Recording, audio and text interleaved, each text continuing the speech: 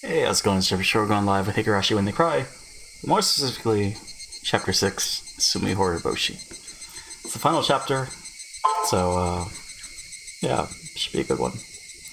It's unfortunate that we had to stop early yesterday, because we had breakfast on the way. But, I mean, not on the way, we had to get ready for it, and whatnot. So, that's what happened.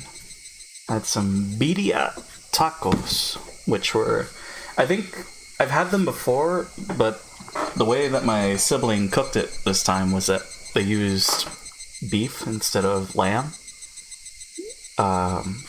So that was a big difference. Maybe I just don't like lamb. Maybe that's the thing. But yeah, it was fun. It was good. It was tasty. Some delicious tacos. But yeah, we're here. It's midnight. I know. I think I said I wasn't gonna do a midnight stream, but I went to sleep. Woke up like at 8 because there was a tornado warning in our area, so had to bunker down just a bit, just to be safe. And then yeah, we were fine. I didn't even worry.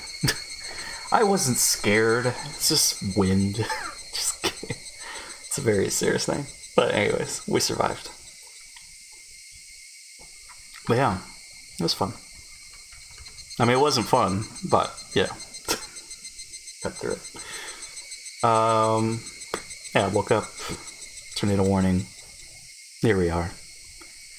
Had some breakfast, dinner, accommodation.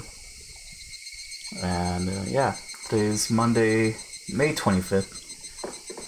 The clock struck midnight, so thus it is a new day. Therefore, there are several... How did I get several from this? I guess I could see it. There are over 700 species of bacteria that thrive in the 33 square inches of the average mouth, making it the most unsanitary part of your entire body. Surely the rectum runs a close second. But still though, 700 species of bacteria in your mouth? That's a lot. That's too much. But anyways, that's cool. I mean, it's not cool, but it's cool. It's cool to know. Is it really scary? I guess it's scary. That one's scary. We can chalk that up as a scary one. Yeah. Let's do the BTTV. FFC. I think we're good. Not much to report. Haven't really hung out with Babby, but that's because I'm missing my time. But I mean, he's gotta rest anyways. He's gotta let his wrist rest, right? So it's fine. I'll catch up soon. I think, yeah, that's about it. Good to start. Supposedly 4 hours for this chapter. I think it's going to take longer for us. I don't know how long, but I mean, this is the stream. Finishing this, for sure. Unless Zeus interrupts. Zeus is gone, from what I could tell. I can't hear the rain or thunder, but anything's possible. So, yeah, we'll see how far we can go. And the last achievement was, she's just sick right now, which is the band-aids. Bandages.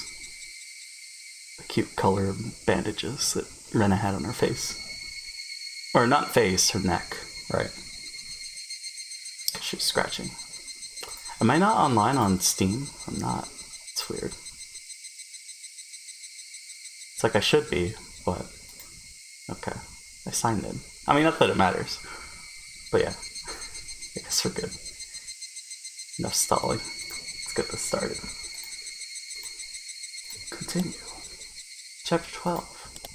Chapter 13.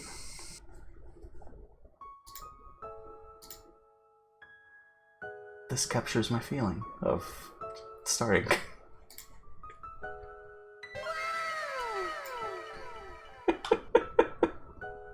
Wow. Alright.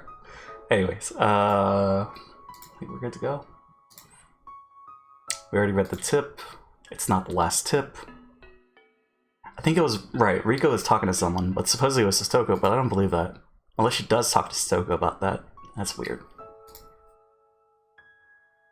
JP, why would you think that she's talking to someone else? Because, I mean, at one time, it said that Sotoko was outside. So who else could she be talking to? It's gotta be someone that we haven't been introduced yet. Anyways. Walking with only me on the school made me miss Rena a lot. What's wrong, Kei-chan? Why are you looking around? I can't do it. See, I can do it, but I don't want to. What? Oh, nothing. It was the same old path to school, but I felt nervous for some reason. I wonder what Rena meant when she said she was gonna come from behind victory last night. Couldn't stop feeling that something dangerous was gonna happen. Rena thought Mion was one of her enemies. She could be lying in wait to attack Mion with a knife. Don't worry. Rena isn't gonna do something as rash as that. Even if she does, I can protect myself. Let's let it out early. Let's you know, fumble early. Mion said it brightly, as if trying to tell me she wasn't afraid of anything. But I couldn't be optimistic like her, because I knew exactly what Rena was going through. Rena must be determined by now, and she probably wouldn't mind dying fighting against Mion if she wasn't going to win anyway. Of course, that didn't mean she was definitely going to take violent action. But I couldn't deny the possibility either. This soul man is more concerned about the reason why Rena went crazy all of a sudden. Because of the parasite. Was there any reason? I remembered the tragedy. I couldn't remember what made the world go crazy. But I remembered we got lost in that awfully scary world. It started with small things, and those small things continued to pile up one after another. If you thought about it calmly, you'd laugh, because it was really a stupid thing. Once those little tiny stupid things started to bother you, you couldn't ignore them. It was that kind of disease. I mean, it all started when they start talking to Mio, right? If you could call it one. But there must have been a reason. There must have been a reason that made the world go crazy. Severe alert, flash flood warning? That's great. No, we're fine.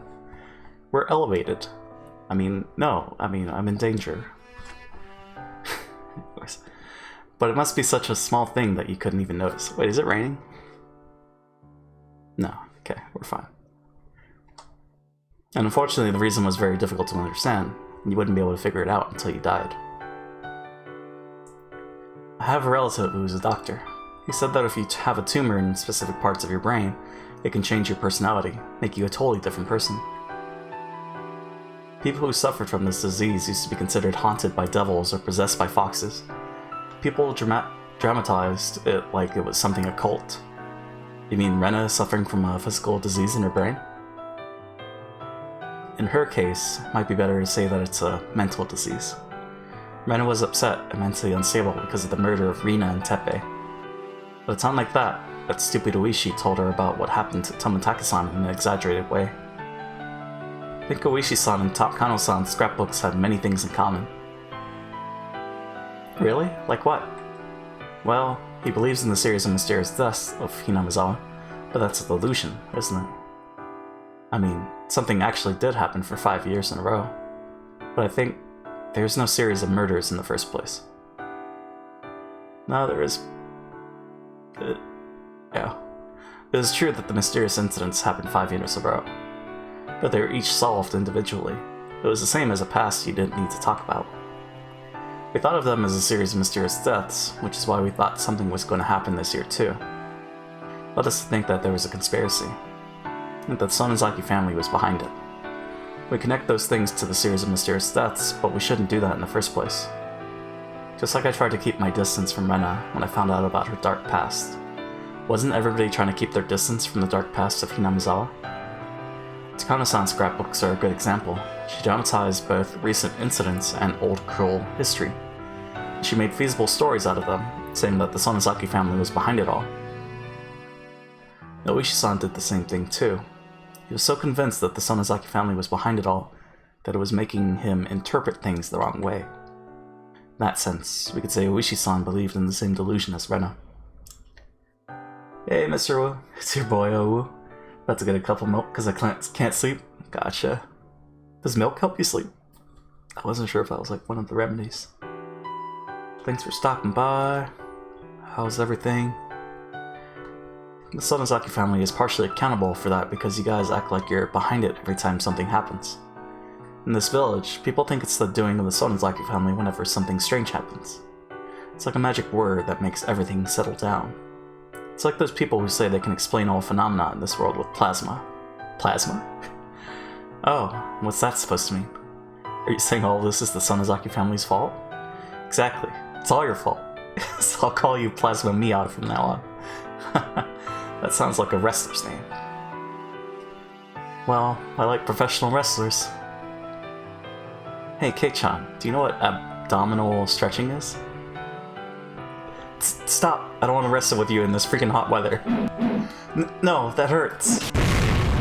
Stop! Not exactly sure, but I know it's like turkey and that it makes you sleepy. Ah, okay. Gotcha. Good morning, Keiichi-san. Good morning. Satoko and Rika-chan looked a little sad when they saw only the two of us.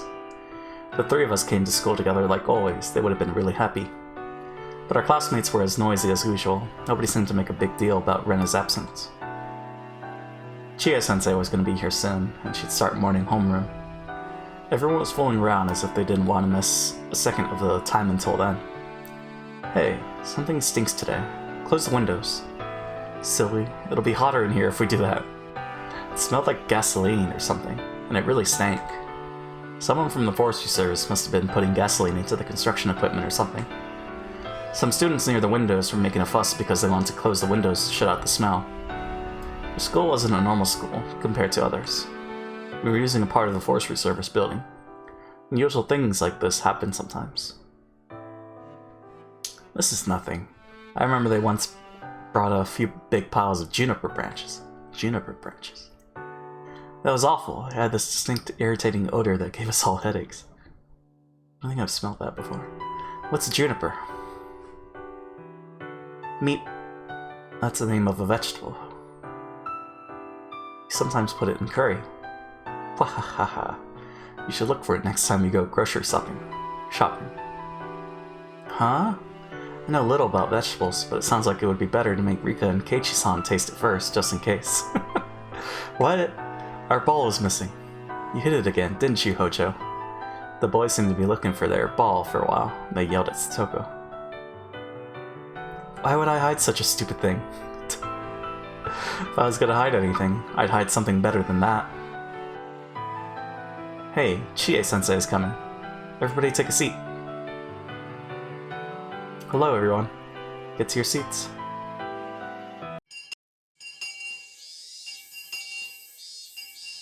It's at the start of the day. I kept thinking about Rena the whole time during class.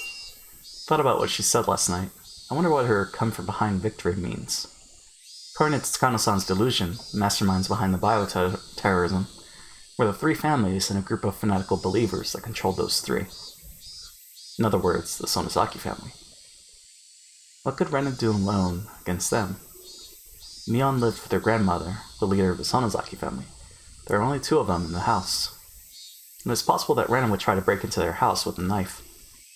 But I already come up with that possibility last night. That's why I called Mion and warned her.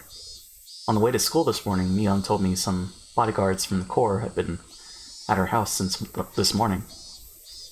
She told me she'd guarded herself too. There was a black car parked near the school gate. They must have been bodyguards.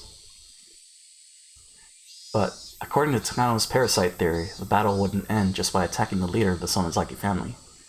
According to the delusion she believes in, the conditions of her victory were more complicated than that. She needed to expose the group of fanatics who were behind the Sonozaki family. She needed to destroy their research on the parasite. Plus, Rena didn't have much time left, thanks to that suspicious poison she mentioned.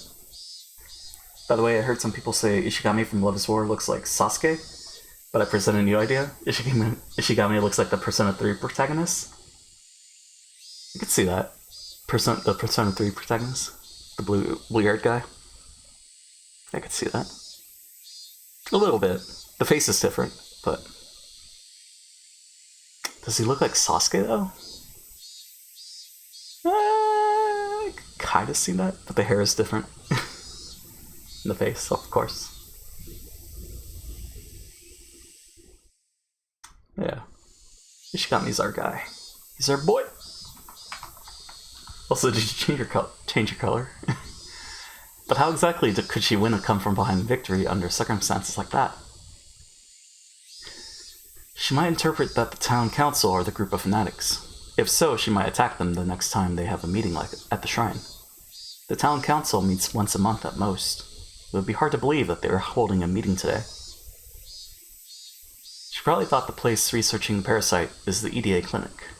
Rena suspected that there was something fishy about the clinic from the beginning, and that suspicion must have changed to certainty in her head by now. Did that mean she was going to attack the clinic? This wasn't like an action movie. What could she do all by herself? Was she going to start a fire? No, that would be pointless. In order to expose the conspiracy, she'd have to get proof that they were actually studying the parasite. Is that why there's gasoline at the school? Was she going to break into the clinic and get questionable, weird samples? She could have burned the school down. The last problem of all was how much time she had left. If she believed she didn't have much time left, especially under desperate, disadvantageous condition, she might try to stab whoever she thought of as an enemy. But Rena sounded like she really believed she would regain her happy and peaceful days after everything was over. Rena probably meant she was going to stay alive and win. Was there something like an antidote? It didn't have to be real. As long as it was an antidote to Rena's delusion, it didn't matter what it was. It could even be the water you washed your vegetables with. But if she thought she could get the antidote so easily, she wouldn't have been so desperate about the time she has left. The antidote must be difficult for her to get. The easiest place for that, in her delusion, was that it was hidden somewhere in the clinic. Putting it all together like that, it felt like EDA and his clinic were in danger. Now I thought about it, the elderly people in the village, including the members of the town council, hung out in the waiting room of the clinic all the time. If most of the board members happened to gather there, for her, it'd be the perfect place to attack. Hello. Hey Stitch. How's it going? Yeah, both my Switch account and YouTube account use the color purple. I could probably change the color now. So I thought I'd go ahead. Nice. Have that consistency. That's good. Yeah, how's it going, Stitch? Let me move something. Okay, we're fine.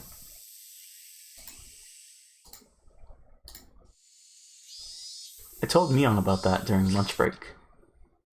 If this were a normal situation, I'd say she wouldn't do such a stupid thing, but can't actually deny the possibility. I'm gonna call my house. Make sure that they send some people to the clinic. Mion didn't object to my crazy idea. She put down her chopsticks and went to the teacher's office to make a phone call. It sounds so dangerous. I can hardly believe Renaissance is gonna do such a scary thing. Are you sure she's gonna attack the clinic? Maybe she will. Maybe she won't. But if that happens, we're screwed. We need to prevent that disaster from happening. I hope nothing happens at all. Is this a game? I forgot. It's a visual novel, so you know, take that how you will. There's no decisions or choices or anything. Look for the bare necessities, the simple bare necessities. How's it going, Effie? Okay, I'll send 2 of her subordinates to the clinic. I don't think she'll do it, but you'll never know what's gonna happen. Can we capture her by force if she does? Honestly, I don't want to do that. What do you think we should do? I don't know what I want to do right now. Did you finish Danganronpa? We made an agreement with the cops that we're gonna give Ren and Ryugu to them right after we find her. So even if we use force to capture her, we won't get in trouble. I'm not worried about losing face. I just feel sorry for Rena. Really want to settle this calmly if possible. Considering Danga? Nice. Mostly considering Reseter? Reketer? And shading. Oh yeah, there's art. VV! Well, she's still young. Oh, is that rain? Hold on. Reseter. I thought it was Reketer. Fuck Reketer. So is that there? I mean, It's whatever you find fun, right? You were playing Danganronpa? Ooh. I wasn't. Effie was. She's still young, so long as she didn't kill someone or something, all she has to do is to apologize, and everything will be fine. Ha. Well, then she might be out of our hands. Ha ha ha. Oh, I mean, you know, as long as you don't find out about it, she'll be safe. She'll definitely be safe. Nobody really cares about the disappearance of those two anyway. People think that they ran away somewhere because they did something wrong. Those things happen all the time. So she's fine, don't worry about it. Yeah, it's just murder. No, it's fine. Oh yeah, what do you miss for Higurashi? Nothing. There's a smell of gasoline at the school. Keiichi thinks that Rena's gonna target the clinic. But they chalked up the gasoline smell to the Forestry Service building, since they're in the same building. This is fine. Hey Dirk, how's it going? Was there gold star voice acting? There was. For a moment. It was the first dialogue line. You'll have to go back in the VOD to see what I did. Arsonist, yes. But, yeah, I don't think we're doing more. This is serious time, Effie. We gotta focus on the story. She's out. She's safe. What? Are we playing baseball now? Wahaha. Anyways, please just be careful. Will do. So it's okay to capture her by force, right? Don't make any mistakes. You have to get her. Please don't make it like a chase scene or anything like that. I couldn't help but have a silly chat with Kasai-san. When I put the phone down, I sensed Chie-sensei was looking at me. Or from Mion's perspective. No wonder that she had been able to hear the conversation clearly in this tiny room. Retract sub, no voice acting. But I sang bare necessities, Effie. Sure do love a good old case of arson in the morning. I was scammed. Did I advertise my voice acting? Keiichi, let's go blow up the clinic. I like the Jeff voice. It's a fun voice. But, anyways. Pepe hands, yes. Chie-sensei put her spoon down. With a sad look on her face, she asked the following. Were you talking about Ryugi-san? Yes. Sonozaki-san, do you know why Ryugi-san ran away from home? You're close, aren't you? It's hard for anyone to understand Rena's situation except for me and Kei-chan. Continue. So most of them thought that Rena just ran away from home. But after she did, the cops made too much of a fuss over it. Oishi's stupid believed that the scrapbooks were a big scoop, and he overreacted in trying to find Rena. He had patrol cars running around everywhere in the village. He even used the town council's phone directory to find her. So, people in the village thought Rena did something wrong and was trying to run from the cops. What was going to be difficult for me, more than finding her, was to make up a story to retrieve Rena's honor after they detained her. I say this, but I can't voice act to save my life. You know how awkward it can feel? Oh yeah, you're playing as Mion right now?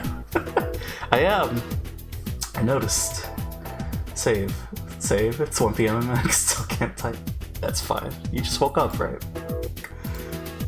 Oh, yeah. What about this? Rena went for a walk, fell down, and hurt. Why doesn't Mion get different color text? Just kidding. Rena went for a walk, fell down, and hit her head on the edge of some tofu, and lost her memory.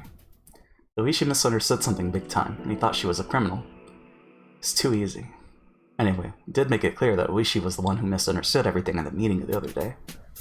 Had to make the best use of his name while he was feeling down for once. Speaking of voice acting, whenever I replay through Super Paper Mario, I always have way too much fun voicing Dimentio. Super Paper Mario. Was that the Wii one? I never played that. No, I got it 2 hours ago. Oh, okay. So you're fine. What I have to do was to not make a big deal about this situation, and to create an environment that allowed Rena to forget everything that happened, in order to get her life back together as soon as possible. Everything is gonna be fine, Chie-sensei. Rena is a little sick right now, that's all. A fat cop somewhere made a lovely mistake and got things twisted around. You don't believe that Rena did something wrong and that she's trying to run from the police, do you? Actually, I got up at 9, questioned the meaning of life, rolled over. It was 10, felt awake, but also Also felt like I didn't have enough sleep, forced myself to rest more. 10:50 a.m. I was depressingly awake at 9. Oh man. I think we woke up at... Well, we went to sleep at like what? 3:30, 4:30? 4:30. Well, off and on. And I woke up at 8 or 7. Then I went to sleep at 3:30 p.m. after getting back from breakfast with the fam. And then woke up at 8 to a tornado warning. So, it was fun.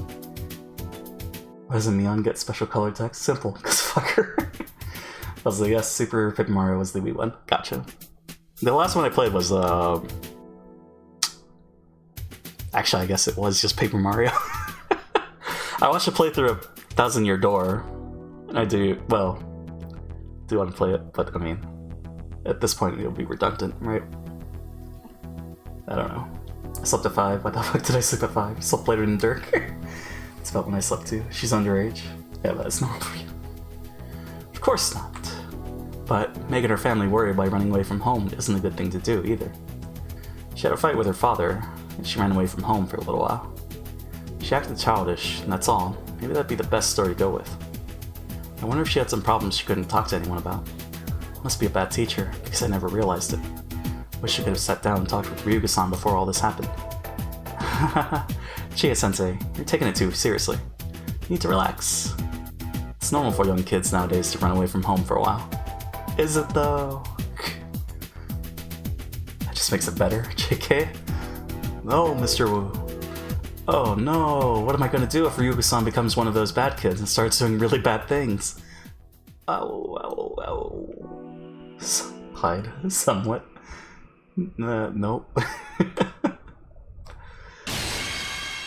Ryuga-san becomes a bad kid. She does something bad and gets arrested by the police. It's her teacher's responsibility. I'll be dishonorably discharged. I can't eat curry anymore.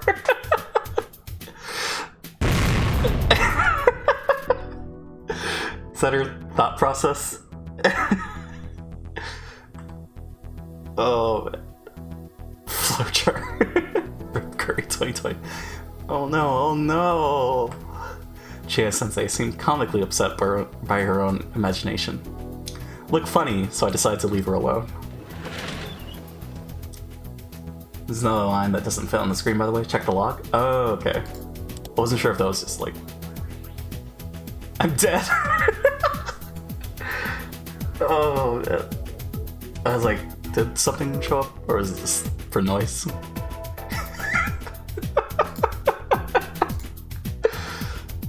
Oh, that's awesome.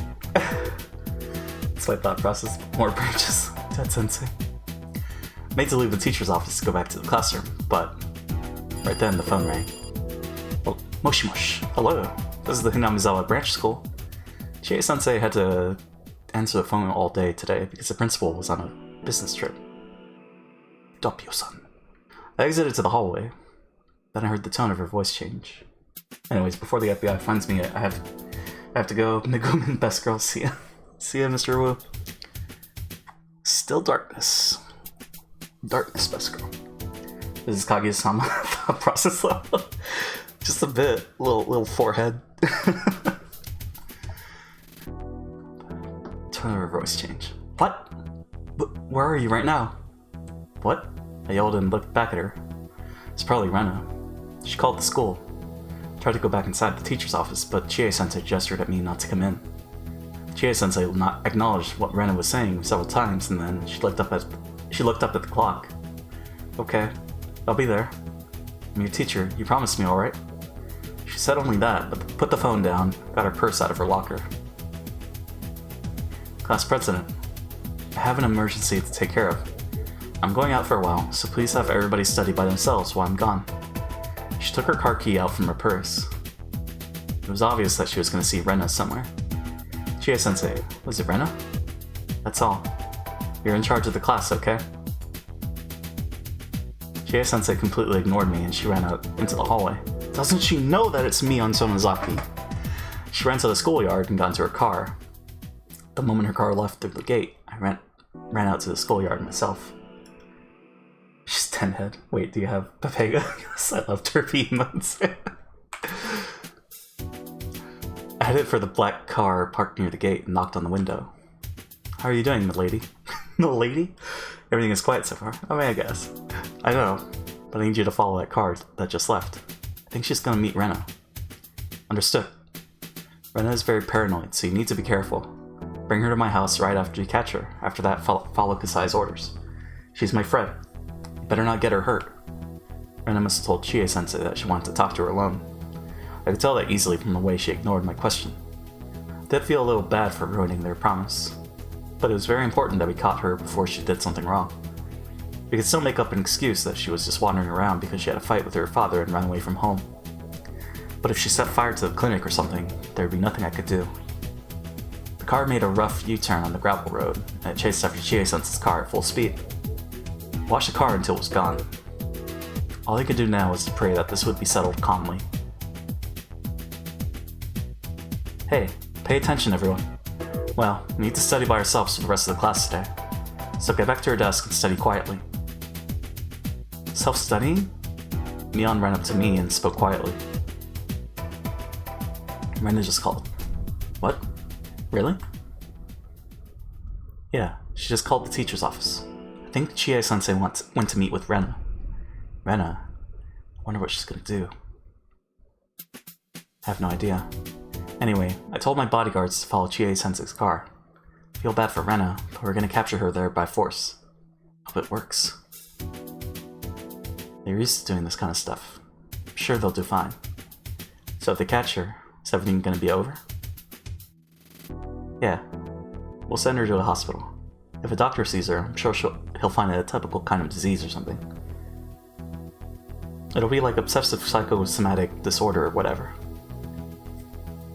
While we were spending our afternoon studying peacefully, the members of the Sonozaki family would capture Rena, who was waiting for Chie-sensei somewhere. The problem would be solved. It wasn't going to be easy after that. I was sure Mion would take good care of her. In the end, everybody would understand that Rena just ran away from home because of a silly fight with her father. A happy ending. Problem solved, right? Mion winked at me. She looked like she already thought everything was over. That just didn't sound right to me. I couldn't see any connection between Rena and Chie-sensei. It was hard to explain, but there was something wrong. I wasn't saying that they didn't get along.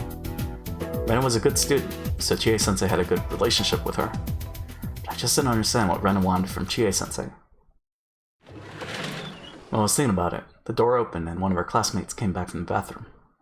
With Rena. Boom! Rena? All this time she was pretending. So much for her happy ending. Everybody, stand up. Move to the center of the room. Everyone gasped in surprise. Even Chie-sensei couldn't make everybody go so quiet all of a sudden. Rena was gripping the shoulder of the student who came back from the bathroom.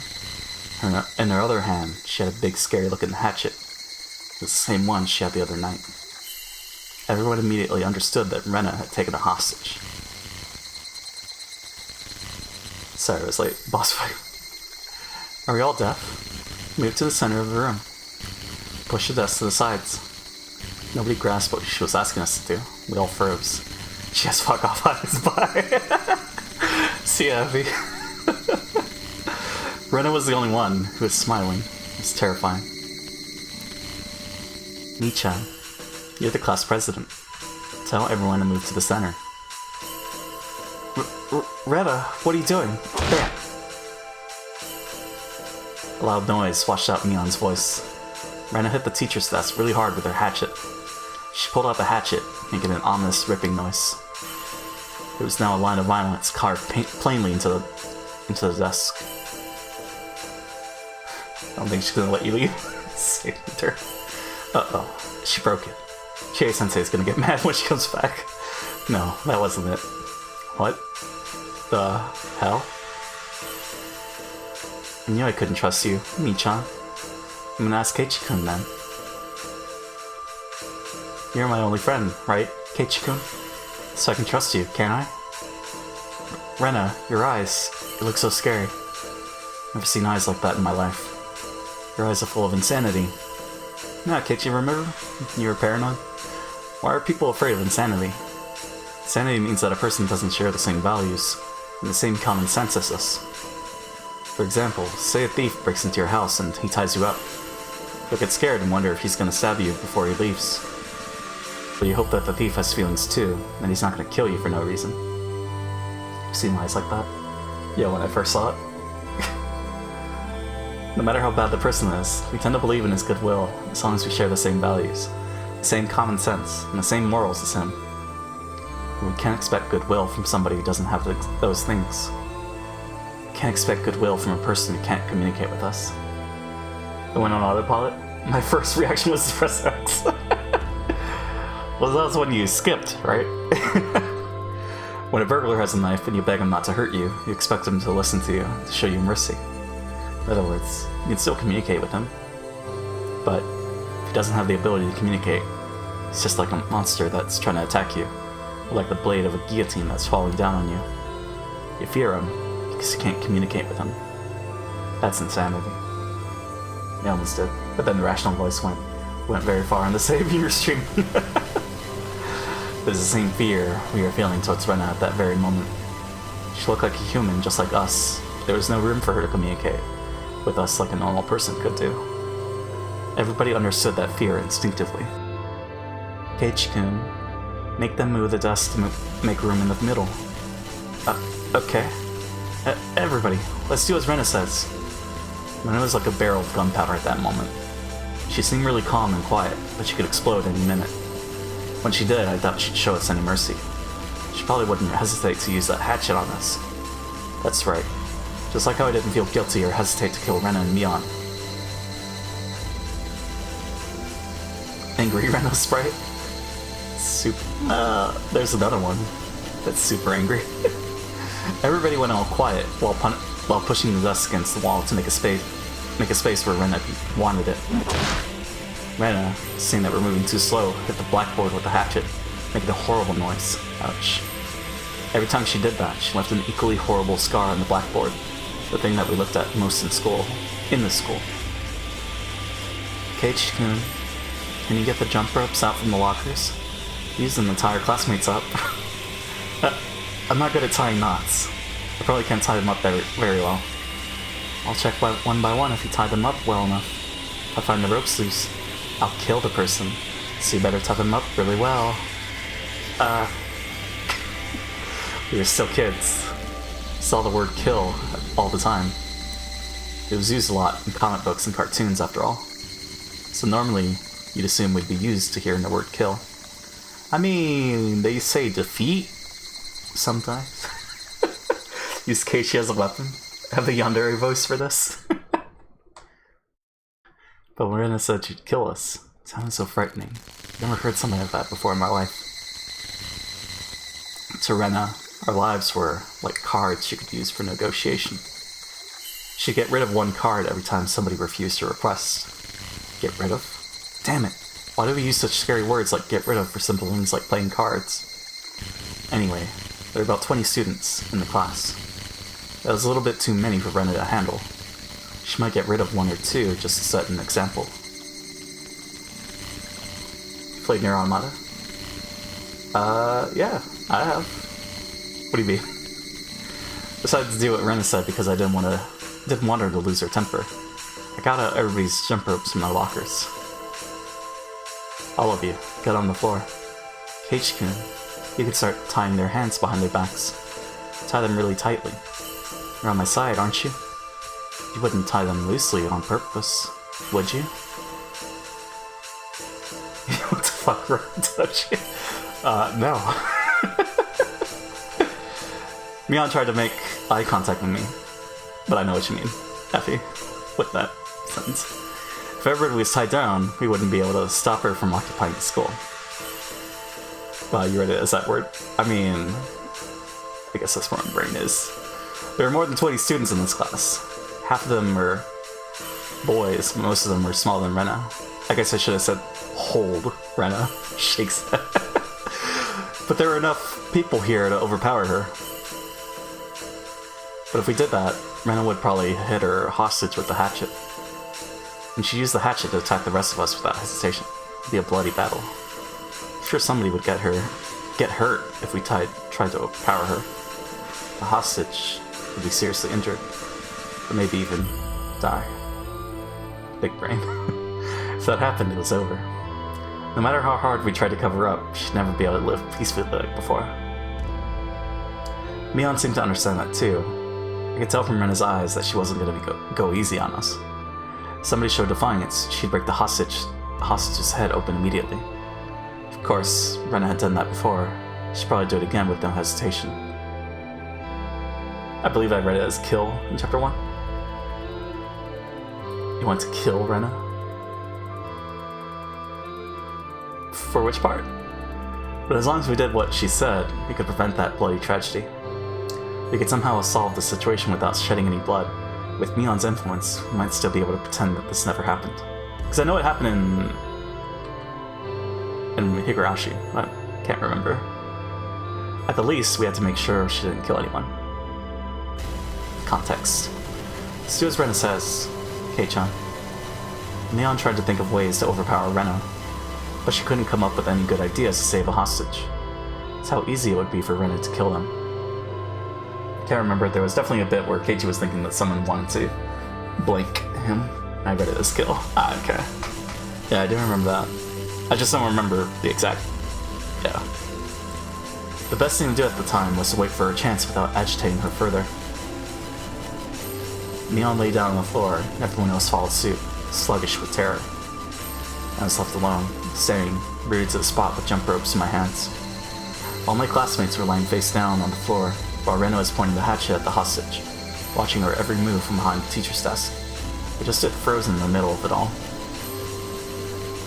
Keiichi-kun, there are many things I want you to help me with, so hurry up. If you take too long, some of them might have to die. Some of the little kids started crying when they heard the word die. It's alright, everyone. Keiichi-kun will save you, so nobody's gonna die. Damn it. What a bold threat.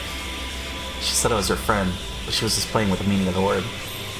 I was the last person who could still fight against Rena under these circumstances. Conditions? But it wasn't going to be easy to overpower her by myself. I wasn't sure if I could do that. Though with all the context I got about Nier Automata, I'm really about forever. Scuff left. Tomodachi. Even if I tried to act tough, once Rena pointed the hatchet at somebody's neck, it was over. I shouldn't fight against her for now. I should just wait for a chance. As long as Rena was alone, there'd be a chance. She made me tie them up because she couldn't do that by herself. There was a limit to what she could do, because she was by herself. If we could cover this up somehow before Chie-sensei came back, we'd still be able to pretend like we were kidding around. I finally realized something. I realized why Rena called Chie-sensei to meet with her. Tomodachi equals friend. Ah. Is that why there's Tomogachi? Okay. Wait, I have decided who best girl is for Kaguya-sama? Who is it? In order for Rena to take over the classroom, she needed to get rid of Chie-sensei. Chie-sensei had a very strong sense of justice. Even if Rena had a gun, she wouldn't hesitate to overpower her. She was the kind of teacher who would risk her life for her students. Rena needed to figure out how to get rid of Chie-sensei. That was the key to her plan. Rena probably thought about attacking her from behind at first. But there was risk there, as Chie-sensei was a grown-up woman, so she probably thought that attacking her directly wasn't a wise choice. So naturally, the next option was to lure up somewhere.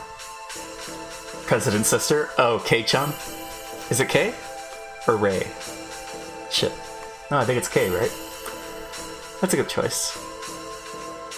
Still Hayasaka for me. Rena called Chie-sensei and told her she wanted to talk to her in private in order to lure her up to some place far from here. Most people, including Chie-sensei, thought Rena was just running away from home. So, Chie-sensei must have thought Rena had some problems she wanted to talk to her about. It was too easy to deceive her. I can't remember. Straight, by the way. What about Chika's sister? She's a good candidate. Where did she make the phone call from? She probably used the phone in the school. Well, not in school to be exact. She probably used the phone on the second floor of the school, the one belonging to the forestry service. She was in the school the whole time! The school was using part of the forestry service building, but this particular location was more of a branch office. So it's not like somebody was here all the time. Rena knew that. She had probably been hiding there for a while. Oh my god. They are both the definitions of chaos. The chaos theory is born out of the sisters. She called the phone on the first floor from the second floor. She made Chie-sensei leave the school. Didn't think it was a coincidence that the principal was on a business trip today. She probably snuck into the school yesterday. She saw the principal's schedule, learned how to call the phone on the first floor from the second, and carried out her plan. Unfortunate that there was no caller ID back then. She planned it perfectly. Yeah, I knew it. Rena was insane, but I knew she was also actually really calm. She was possessed by her delusion, but she was also unbelievably calm about it. So, she could still think fast. I knew that very well, because I'd been through the same thing before. What was worse is that Mion's bodyguards were gone. Mion told them to follow Chie-sensei because she thought Chie-sensei was going to meet with Rena. Damn it, everything seemed to be working out in her favor. I'm done. I tied up the last person and I looked in Rena's direction. If I didn't tie them up really tightly, Rena would kill them. But when I tied them too tightly, they suffered in pain. Their pain cries made me feel useless. 200 IQ setup. Thank you, Keiichi-kun. I don't mean to doubt you, Keiichi-kun, but I'll make sure just in case. Please put your hands on your head and lie face down on the floor. I'm saying this to everybody. There it is. If you stand up without my permission, I'll kill you. I'll kill whoever stood up and one more person randomly to set an example. It's not nice to be chosen randomly, huh? Oh, here's a good idea. I'll kill the person who didn't listen to me, add 10 to his or her student number, and kill that person too. For example, let's say Okamura-kun didn't listen to me. I'd kill him and Watanabe-kun, because his student number is 11. Get it? I'll always be killing two of you at the same time. You better remember that you involve another person's life besides your own when you attempt to stand against me. How awful.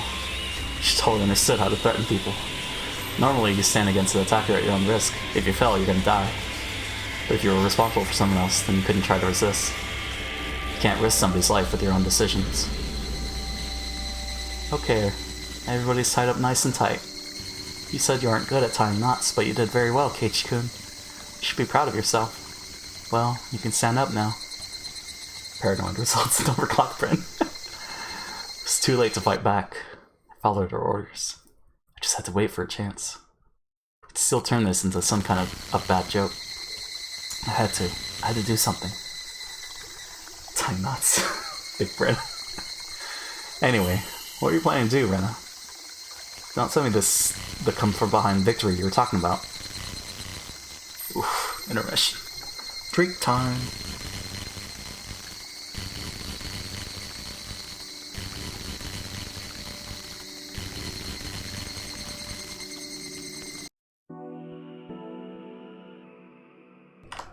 Took a drink. Okonomiya SP to all vehicles. Hold on, let me get comfortable. Okonomiya SP to all vehicles. A hostage situation has broken out at the Hinamizawa Forestry Service building. There are reportedly multiple hostages. All vehicles are to head to the Forestry Service building immediately. Who tipped them off? Okonomiya? Okonomiyaki? Kuma-chan! Sorry I'm late. What's going on? Hello, sir. Today around 1 p.m., the Hinamizawa branch school's classroom was taken over. All 25 students have been taken hostage. Well, I guess Chie-sensei realized. The suspect's initial demands were to prohibit all entry to the branch school's property and to secure a hotline to us. Stop debating me with Okonomiyaki. The fans. It's the game. I'm sorry. So they're willing to negotiate with us from the start? What's going on? Also, the suspect is asking for you, Uichi-san. It's Reina Ryugu. Ryugu-san? Very well. You seem to be inseparable, huh? I'll be dealing with her until the end. Uichi gave a crooked smile. We don't know if she has any accomplices. The curtains are closed, so we can't confirm the situation. Have you asked whoever told us about this? No. Reina Ryugu declared it herself. Therefore, we don't know what's going on inside. Their teacher received a call from Reina Ryugu as she left the classroom before the incident took place. Okay, BRB, sounds good. This has been well planned, huh? Has anyone from the forestry service been taken hostage? Nobody from the service was there today. All 25 hostages are students. That number matches with the attendance the teacher took this morning. I thought there was like 30 kids. Plus a suspect, right? Have you seen anyone else suspicious other than Reina Ryugu? No, we've seen someone peeking out from behind the curtain, but it was the suspect herself. We're guessing there must be at least one or two more of them, though. Well, maybe she really is doing it by herself. Yeah, big-brained. Larry just saying, Sunday morning, Rena's falling out loud. Sunday morning, rain's falling. Reina Ryugu was a true believer in Mio Takano's scrapbooks. According to those scrapbooks, the entire village was Reina Ryugu's enemy. She didn't have anyone she could trust. However, Oishi had also believed in Mio Takano's delusion. It's possible that someone who was influenced in the same way was following Reina Ryugu. Oishi-san, the principal and the teacher are here. Hello, Chie-sensei. You okay? Oishi ran up to Chie-sensei, who's crying with a handkerchief held up to her face. Reina-chan is a good girl. For her to do something like this, there must be some mistake. Well, if I were to do this by the book, I would ask you about Ryuga-san's recent behavior. But when it comes to Ryuga-san, I probably know better than you do. Not to brag or anything. Please, don't worry. I'll take care of this as peacefully as possible. Chie-sensei was huddled over, and Oishi didn't think he could say anything else to her.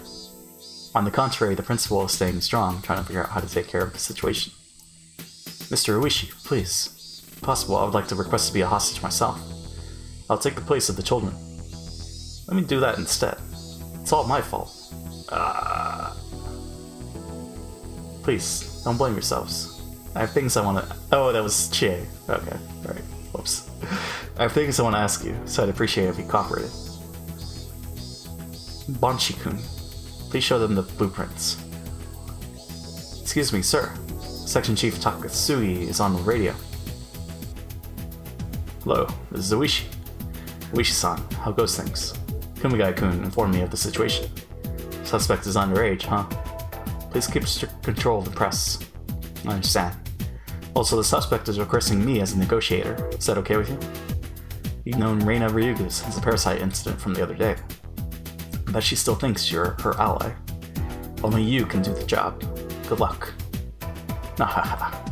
I really don't want to, but since I caused so much trouble, I guess I'll have to do this to make up for it. Oishi-san. Reina Ryugu's on the car phone. That was faster than expected. I'll go get it. Thank you.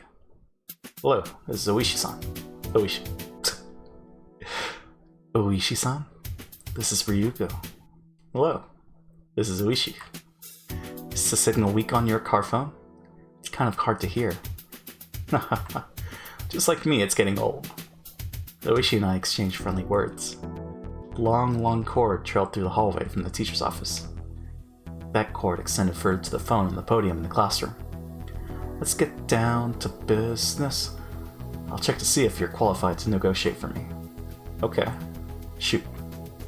You are my ally, aren't you, Oishi-san? To defeat the Huns, of course. Let's expose the conspiracy of the Sonzaki family together, you and me. Oishi answered without hesitation. Was he still my ally? Or was the sly detective just saying what I wanted to hear? Either way, I only had Oishi to depend on. If I couldn't trust him, I was stuck. There would be nothing else I could do. Did they send me my daughters when I asked for sons? Okay, I'm gonna stop, sorry. You didn't believe me for a while either, did you, Keiichi-kun? But you do now, right? Keiichi-kun was sitting on the floor facing away from me, with his head resting on his hands. We're comrades now, huh? Yeah, that's right. Reina Ryugu asked Keiichi Maebara if he was her comrade, but I couldn't hear his voice. Was she trying to tell me that Keiichi Maebara was still alive, or that he was being forced to obey her because of the hostages? Maebara-san is your ally too, huh? That's nice. But weren't you suspicious of Meibara-san for a while? Yep. When I heard about the BB gun incident, I couldn't believe it. But we can't let the past fool us. We have to learn from the past in order to grow. That's very good. You're absolutely right about that. That was why we forgave each other. So I don't doubt Keiichi-kun anymore. Keiichi-kun is my comrade. I understand. Therefore, Keiichi-kun is my ally too, isn't he? Please say hello to him for me. Sure, I will. Actually, I'd like to say hello to him myself. Can he come to the phone? The conversation stopped suddenly. That made me nervous. Did I say something wrong? Sure. Here he is. Keiichi-kun, Oishi-san wants to talk to you. Heard some rattling and rustling on the other side of the phone. Hello? This is Meibara. He sounded monotone. Unable to disobey, Keiichi Meibara must have been pretending to follow Rena Ryugu's orders. Hello, Meibara-san. This is Oishi from the Okonomiya police station. Thank you for coming to the phone. Let's do this together. Yes, let's do this together. What is Ryugu-san doing right now? She's walking around the classroom. Meibara-san, please say yes if your answer is yes, and yeah if your answer is no. Do you know what Ryugu-san wants? Yeah. That answer told me for sure. Keiichi Meibara wasn't Rena Ryugu's accomplice. There's no way Rena wouldn't tell her accomplice what she wanted after planning a hostage situation like this. How would he help someone who wouldn't even tell him what she wanted? I'll ask you directly. Are you Rena Ryugu's ally? No, let me change my question. Are you being threatened by Rena Ryugu? Yes. There you go. The other guys in the car listening in on our conversation raised their fists in victory. Is Rena Ryugu the only suspect? Yes. If she was the only suspect, then we could respond appropriately. I guess nobody else believed in the kind of scrapbooks. If so, my being fooled was even more embarrassing. Lol. It's not something to raise your fist in victory for, what the... I mean, I guess. As I thought about my next question, I heard the phone being taken away from Keiichi. Rena came back on the line. These cops need to be displaced. Fire them. That's right. See, Keiichi-kun is my ally, isn't he? Yes, you're right. It's very promising. Okay, now it's your turn to talk to Oishi-san. How are the simultaneous raids on the Sonohiki family going? Remember? You promised me when we talked on the phone before. Have you found the secret research facility yet? I just sneezed really hard. I deserve that. Bless you, Effie. But they're the best cops in Okonomiya. Maybe. I had to decide what to say. Should I tell her we conducted raids or not? Maybe she already knew we didn't raid. Maybe she was just testing me. We're trying to come up with a plan for the simultaneous raids as we speak. We're talking to the prefectural police as well as the public safety division. We're talking about the entire city, so we need a little more time to prepare for it. It's taking too long. Oishi-san, don't you realize what kind of emergency situation Shishibon City is in right now? What are you doing? Oishi-san, you do believe me, don't you? You're my ally, right? Right? Please answer me. Thank you, Okonomiya. I keep getting painted by Okonomiya. Of course I am. But the police department is a little more complicated than you think. I'm doing my best, I really am. The thing is, this is on a really big scale. Oishi-san, they poisoned me recently. With the parasites that killed Tomoitake-san. They poisoned me with them. I've been itching like crazy since yesterday. I'm all bloody from scratching at my throat. Might claw up my throat and die at any moment, and you're telling me you're still preparing? I knew it. Oishi didn't realize how dire the situation was. He understood there was some kind of conspiracy in Yamazawa, but he didn't realize how soon their plan was going to be executed. Besides, I was already feeling itchy all over my body and was bound to soon die the same way as Tomitake-san. I'm sorry, I really am doing my best, but everybody asks me if I have proof. Proof? Do you need proof? Mio-san scrapbooks. Maybe that was what I'd need to convince the police. I was afraid someone would destroy the evidence if I handed them over to Oishi-san, so I kept them with me. But I didn't have much longer to live. I might not even make it until tomorrow morning. That's right, I'd be dead before tomorrow. I would die tonight. Okay, I'll give you Mio-san scrapbooks. Please use them to convince the other policemen. Ah, that should help. Please do give me the scrapbooks. Look, they're in my backpack, which was lying by my feet. Mio-san scrapbooks were in there. This is our last resort. Oishi-san, do your best. No. You must take care of it, please. Of course. Trust me. I'll expose their conspiracy. Neither police would take too long to get things moving. They're an organization after all. That's why I'm doing this, to make them understand. You have an excuse now. Please use this chance wisely. Thank you. You can count on me. So how should we do this? Do you want me to come get it? I don't know about that. I knew she wouldn't let me into the classroom. Okay. She was still cautious. I could guess where Ren and Ryuga was going to take this thing, so I tried to stay ahead of her. I handed a memo with my instructions on it to a colleague. Can't really leave the classroom, so I'll have Keiichi-kun deliver them to you. Maybe that's better. If we left the building, something might happen. What do you mean? Well, I'm sure the Sonozaki family already knows about what's going on here. I'm sure they didn't expect you to do something like this. They might come to shut you up. To shut me up? Do you mean by shooting you? The hitman from the Sonozaki family may try to put a stop to this by sniping you. That's why you shouldn't come outside.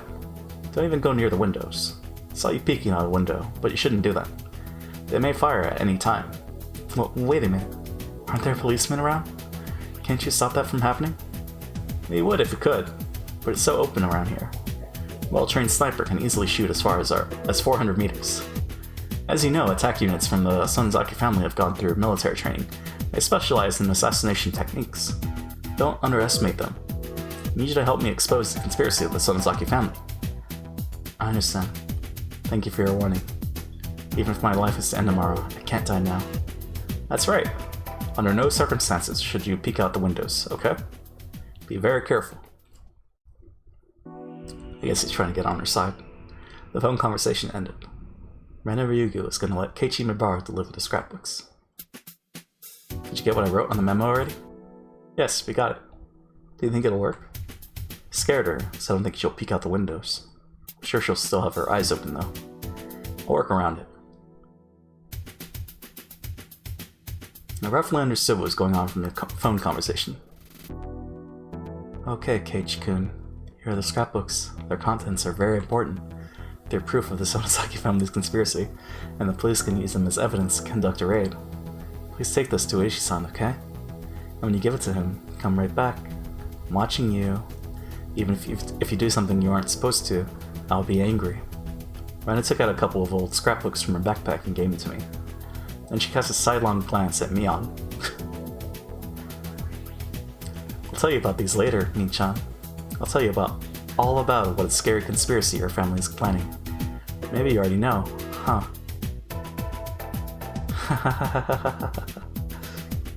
Anyway, go on, Keiichi-kun.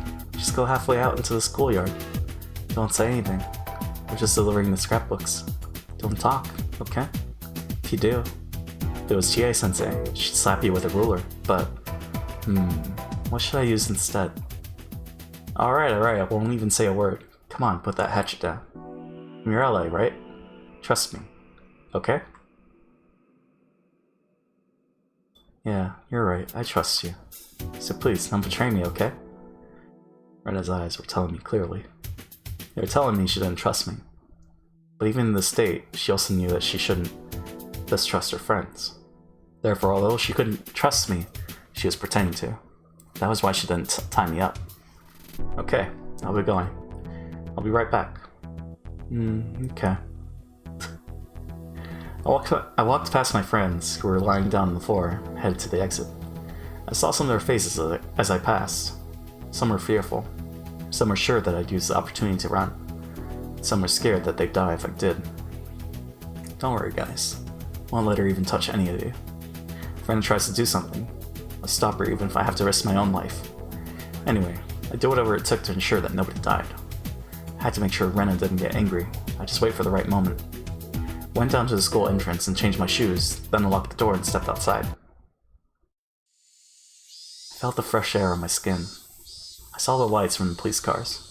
I could feel all the policemen looking at me. As soon as I was in the schoolyard, a little voice tried to tempt me. I was free from Rena now. If I ran off the school grounds, I'd be free. What was I thinking? If I did something like that, Rena would go crazy and who knows what else she'd do. The important thing here wasn't my safety, it was to make sure that Rena didn't kill anyone. This is literally a terrorist hostage situation. Yeah, pretty much. 25 hostages. Saw a big man coming towards me from the school gate. That was probably Oishi-san. Did they never meet before? Huh. I know it sounds obvious, but wow. No, are you Kichimebara-san? Hello, I'm Oishi from Okutamiya Station. You can call me Kura-chan. Kura-chan? Sorry. Rena told me not to talk to just give these to you. So please, just take them in silence. I understand. These are the scrapbooks, huh? I'll take them. Kura? I guess because Kurado. So, Kura-chan for short. Tried to hand the scrapbooks to Oishi-san, but he stepped aside a little. Eh? Confused as to what he was doing, I changed my position and handed them to him again. Took them that time. At that point, Oishi put something that was under his jacket into my pocket. Don't worry. Even if Ryugi-san was watching, the building is behind you. She couldn't have seen that. Eh? What is this? Couldn't look into my pocket because I didn't want Rena to suspect anything. Whatever it was pretty heavy for its size. Probably like a radio. I have a memo for you too. On your way back to the classroom, please read it without Ryugi-san noticing. Go on now. She'll get suspicious. Just follow his directions. I was worried Rena had begun to suspect something. When I looked at the classroom, the curtains were closed. But that didn't mean she wasn't peeking out through a crack. Went back to the entrance and locked the door. If Rena checked and found the door unlocked, it would cause more trouble. Rena was in the classroom. There was no way she'd come down this way. She was alone. If she left the classroom, everyone would get up and run. They couldn't run because Rena was there, but they were all waiting for their chance. The entrance, then, was Rena's blind spot. As I changed my shoes, I quickly removed what Oishi had put into my pocket. There was a radio with an earpiece, something else that looked like a short police baton. There was also a folded piece of paper. I opened the piece of paper and saw a note written in small print. Dear Meibara-kun, please hide the bug in your pocket. Picks up even a low voice, so you can use it to get in touch with me.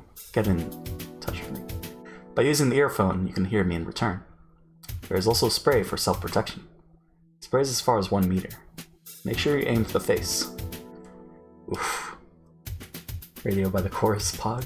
The chorus? This must be the spray. Guess it's safe to try it here. Held down the button and gas sprayed out from the nozzle. Compared to Rena's hatchet, this required some caution, but it was small enough to fit inside of my hand. It was reassuring that I could hide it so easily. In other words, it was not possible for me to stop Rena. As I realized all my classmates' fates rested on my shoulders, I felt sweat from on my face. The memo continued. The spray is just for self-defensive purposes. Pepper spray only impairs eyesight, and while it makes your enemy powerless due to extreme pain and coughing for at least 30 minutes, it's not powerful enough to render them unconscious. Therefore, please don't forget there is a possibility that your enemy may fight back desperately in panic. The spray is your last resort. Please don't depend on it, but if you need to, make sure to use it. Oishi. Was he telling me to use it, or not? It's probably one of those grown-up issues. If the cops entrusted me solely with the fate of the hostages and I failed, they'd be held liable. So while he gave me a weapon, he made me consider its use. I hid the bug and the spray in my pockets and went back to the classroom. Mixed signals. He said self-defense purpose. Felt a little dizzy, maybe because I was nervous. I was simply following Rena's orders because I had no other choice. That was why I wasn't scared. Like, if he had to use it, he would know. Alright. But things were different from before. I had a weapon. I was in a far better position. But my heart was pounding. Humans are so strange. Shit. What am I gonna do? What should I do, Keiichi Meibara? Did I want to fight with Rena? The memo said the spray only reaches as far as 1 meter. 1 meter? That's basically a hand-to-hand battle. That meant I only had one opportunity. One chance. Mom's spaghetti. I didn't have a second chance. The memo also said I'd need to aim for her face. that wasn't gonna be easy. Shit. Besides, Rena was cautious. How could I stand directly in front of her within 1 meter? That's what I'd have to do if I was to have any chance of winning. Rena would do anything to reach her goal. She wouldn't even hesitate to kill. Just like how I didn't. Of course, things were already extremely serious. An apology definitely wouldn't be enough. But at least there hadn't been any casualties. The more time passed, the more irritated Rena would get. She might demand something again, she might kill someone at that time to show how serious she was. Bad things had already taken place, but a tragedy hadn't occurred yet. But it was almost here. It wasn't very far at all. When I closed my eyes, I could easily picture Rena killing one classmate after another. After I killed Rena and Mion, my room was covered in blood. If she killed 20 people, the classroom would be a pool of it. If that happened, Rena would. She still wouldn't realize she was being delusional. She would rip out her own throat and die. That'd be too big a cross for her to carry. One day, she would remember, be saddened. She didn't need to go through that. I didn't want Rena to go through what I had to go through. Shit, I felt dizzy. This is a very long hallway. Didn't know the classroom was so far. With each step I took, my determination to fight Rena became stronger. Rena would be shocked to realize I betrayed her. But if she couldn't wake up from the nightmare on her own, someone else would have to wake her up. And her friends needed to be the ones to do that. Welcome back, Keiichi-kun. Did Oishi-san say anything? What is this smell? As soon as I stepped into the classroom, I smelled something. Everyone had moved to one corner of the classroom. The smell reminded me of a gas station. Was it gasoline? I saw a red gasoline container by Rena's feet. The cap was open. It was seemingly sturdy and made of metal. It said gasoline on the side, written in felt marker. She must have spread it across the entire classroom. The smell was almost giving me a headache. No, it wasn't just in the classroom. Her classmates were soaked in gasoline too. How could she? I see. This is just like the hijacker holding a bomb. If the police were to rush in, she would burn the hostages. Hums nicotine by Panic at the Disco. I didn't know where she got it, but she had a lighter in her left hand. Rena, what do you think you're doing? You're worse than gasoline? Saywas Tatano-kun, facepalm. Of course, I won't actually do it. This is just insurance. I don't want to barbecue everyone either. So I hope this will all just end as a joke. Rena showed off the lighter. Obviously she was trying to threaten me. I've heard about people committing suicide by setting themselves on fire. They poured gasoline on themselves and lighted a blaze. You might think that if it was extinguished right away, it wouldn't be that bad. But human skin is supposedly very delicate. They say that even if 30% of a person's skin gets burned, it's enough to be fatal. If it was your entire body, it would result in death for sure. I've been put in a disadvantageous position. My weapon might take Rena's sight, but I couldn't stop her from using the lighter. She'd probably use it the moment she's attacked. Didn't know if she realized it, but the kind of lighter she had would keep burning until the lid was closed. Therefore, all she had to do is light it and drop it onto the floor. That's convenient. In other words, my spray can wouldn't make Rena powerless at all. The last resort Oishi-san gave me had already lost all its power. What do you mean, insurance? Those scrapbooks, Oishi-san will convince the rest of the police. After that, their investigation will expose the conspiracy, right? Do you really think those scrapbooks are enough? I know government people don't move nearly quickly enough. Rena was thinking that if she didn't see any progress with the scrapbooks, she'd pressure the police by letting them know about the gasoline. Let's just trust Oishi-san for now. We should just wait to hear from them, okay? Yeah, that's right. Okay, then let me pick up where I left off. Anyway, those parasites became harmless with the passage of time, but some people didn't like that. Those people are the 3 families of Hinamizawa. Therefore, they are... Rena was simply telling everyone what she heard from Takano-san. I started mumbling so I could let Oishi-san know what was going on. What a smell. Scattering a whole portable tank of gasoline. I was pretending to mumble mumbled to myself so I could only say it very quietly. I wish I could say it louder, but that was probably impossible. Possible. I wasn't sure if Oishi-san could hear me. I thought of an idea to find out whether or not they could hear me. It'd be nice if I heard a car honk. Kuma-chan, honk the horn! Kumagai... Oh, hey. Kumagai honked once quickly. Gasoline, huh? Shit. That explains the smell. I'm sure she's intending to use it to get what she wants. Kuma-chan. People usually mean an 18-liter tank when they say a portable tank of gasoline, right? Well, probably, but I'm not sure. Komayama-kun. Is there still someone from the forestry service here? Could you get him? Impossible. Okay, Chantel. I see. Those cans have gasoline written on them. Do plastic kerosene tanks have kerosene written on them? Yes. You don't want to mix them up. All the fuel containers have labels. Not too many people know this, but regular portable tanks can't hold gasoline. Gasoline, while common, is extremely flammable, and it can be lit even with static electricity. Therefore, gasoline must be kept in special metal containers. Those are called carrying cans.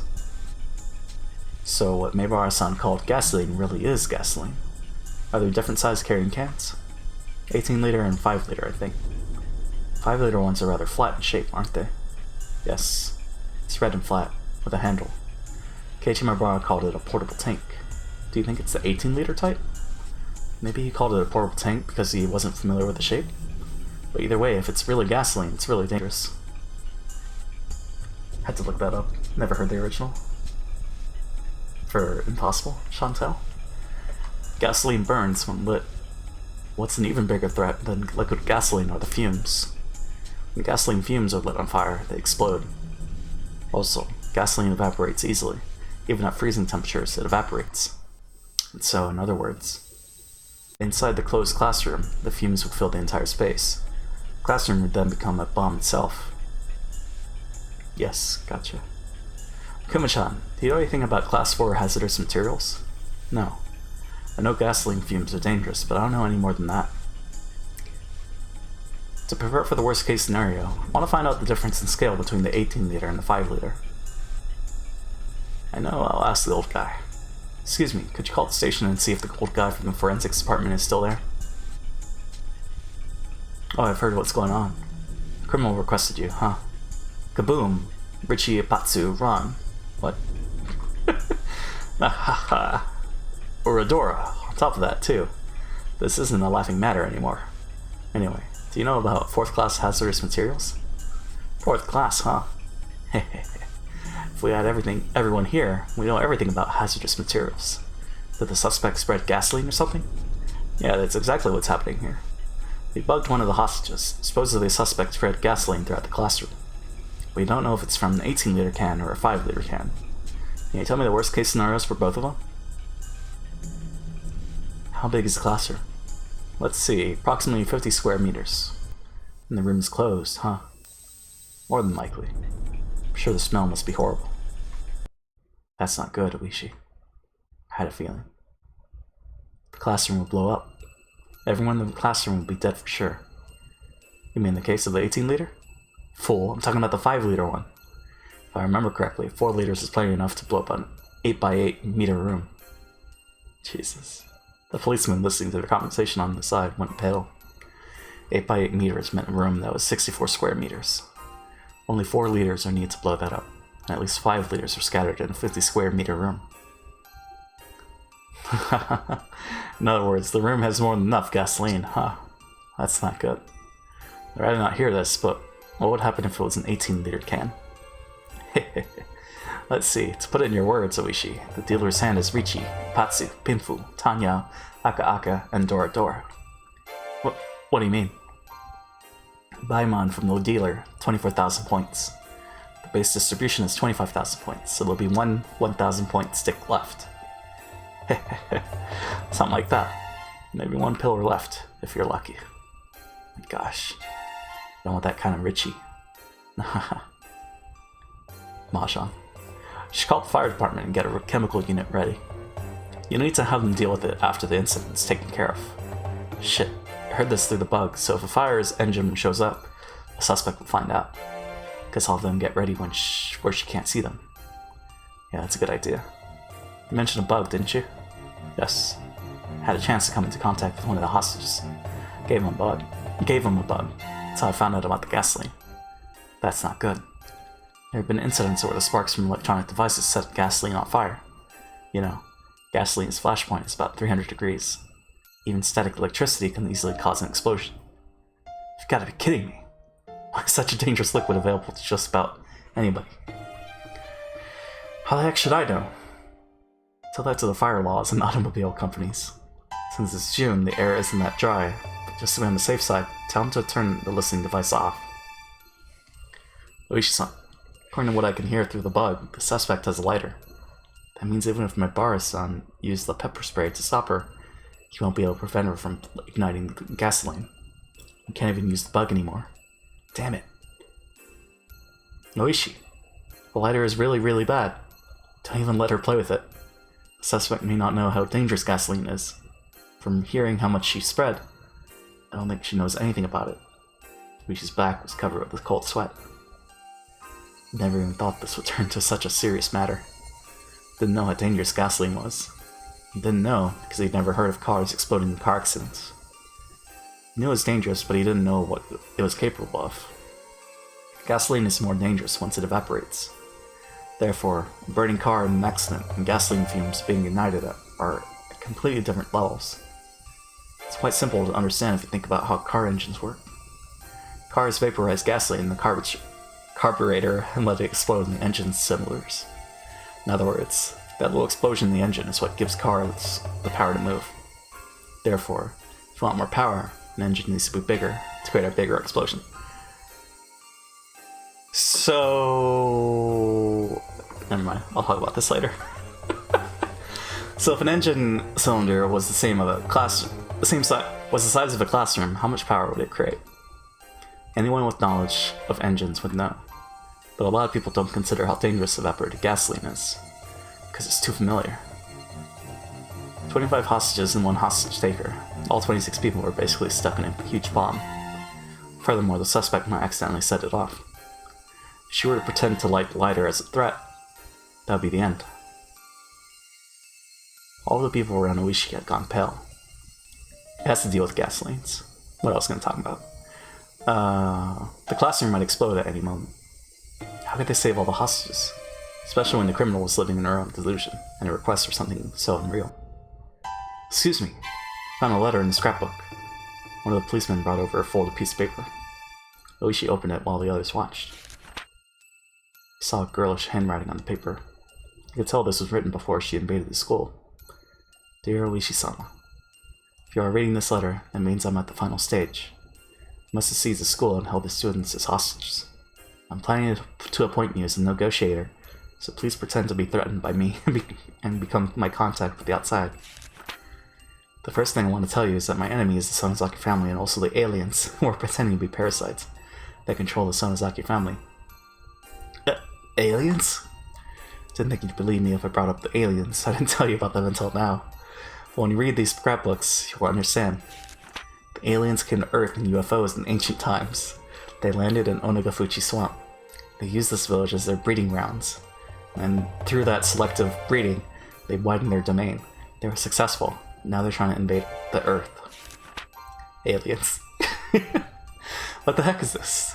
All the other policemen frowned at the letter. No, it's not surprising. I read Takano's other scrapbooks, said they were full of even stranger stories. Personally, I like the one about Aussie the best. The Sonozaki family, as well as all of the village authorities, have been brainwashed by the aliens. The villagers' attempts to revive the cult of Orochi-Osama were actually part of the alien strategy to invade the Earth. The aliens are very clever. They don't let people realize they're being controlled. The EDA clinic must be their secret research center. Please conduct an investigation and expose their secret. Also, please check out the bottom of the swamp. The UFO must still be there. Must be still there. Also, capture all the relatives of the three families and take x-rays of their brains. You'll find hideous parasites inside of them. Please be careful. The aliens eliminate whoever finds out about them by replacing their host with a look-alike. That's how they've been controlling the village. Therefore, There may be already some aliens among the villagers. It is possible that they will try to interfere with your investigation. As a matter of fact, there have been lookalikes of Miya Takano, Rika Furude, and me, Rena Ryuko. If you see any of those three, capture them immediately. That will be the proof of aliens existing among us. Miya Takano? Why did she think that? I know. I told her over the phone that according to the result of the autopsy conducted by the lab over in Gifu Prefecture, the day of her death doesn't match up. Are you talking about the mistake on her autopsy results? I told her I didn't know why Miya Takano was witnessed on the day of the festival when she died the night before. Never thought she'd take it like this. Maybe I joked around a little too much. It's interesting that she included herself. Did she look in a mirror or something? One of the policemen spoke up. He is one of the pair who searched the garbage dump that night. Okay. I can understand that. Remember? The night we looked for Ren and Ryugu, somebody said she was seen in Gogura? That must be it. It's probably a bluff from the villagers. She must have heard it somewhere, and assumed there was another version of her walking around. Damn. Nostradamus, was it? This is just like that. No matter what happens to her, everything sounds like it was predetermined. Ren and Ryugu would blame aliens if she was to trip and fall down now. Well, now I'm thinking of the bicycle meme. Where the guy falls. Or maybe she's coming up with all this crazy stuff so that once she's caught, she can use the insanity defense in court. No, this isn't about that. She really does believe in this crazy stuff. She does from the bottom of her heart. I know that for sure. She truly believes in these stupid scrapbooks. There's another letter. Let's see. P.S. I was poisoned yesterday with the same stuff that killed Tomitake-san. I've been scratching my throat since then. I'll probably have clawed my throat open by tomorrow. If you can find an antidote when you investigate the idiot clinic, please bring it to me. It's sure it's something. Yeah. If she believes in alien stories, maybe we can trick her with an antidote. But you may not find the antidote, maybe it will be too late by the time you do.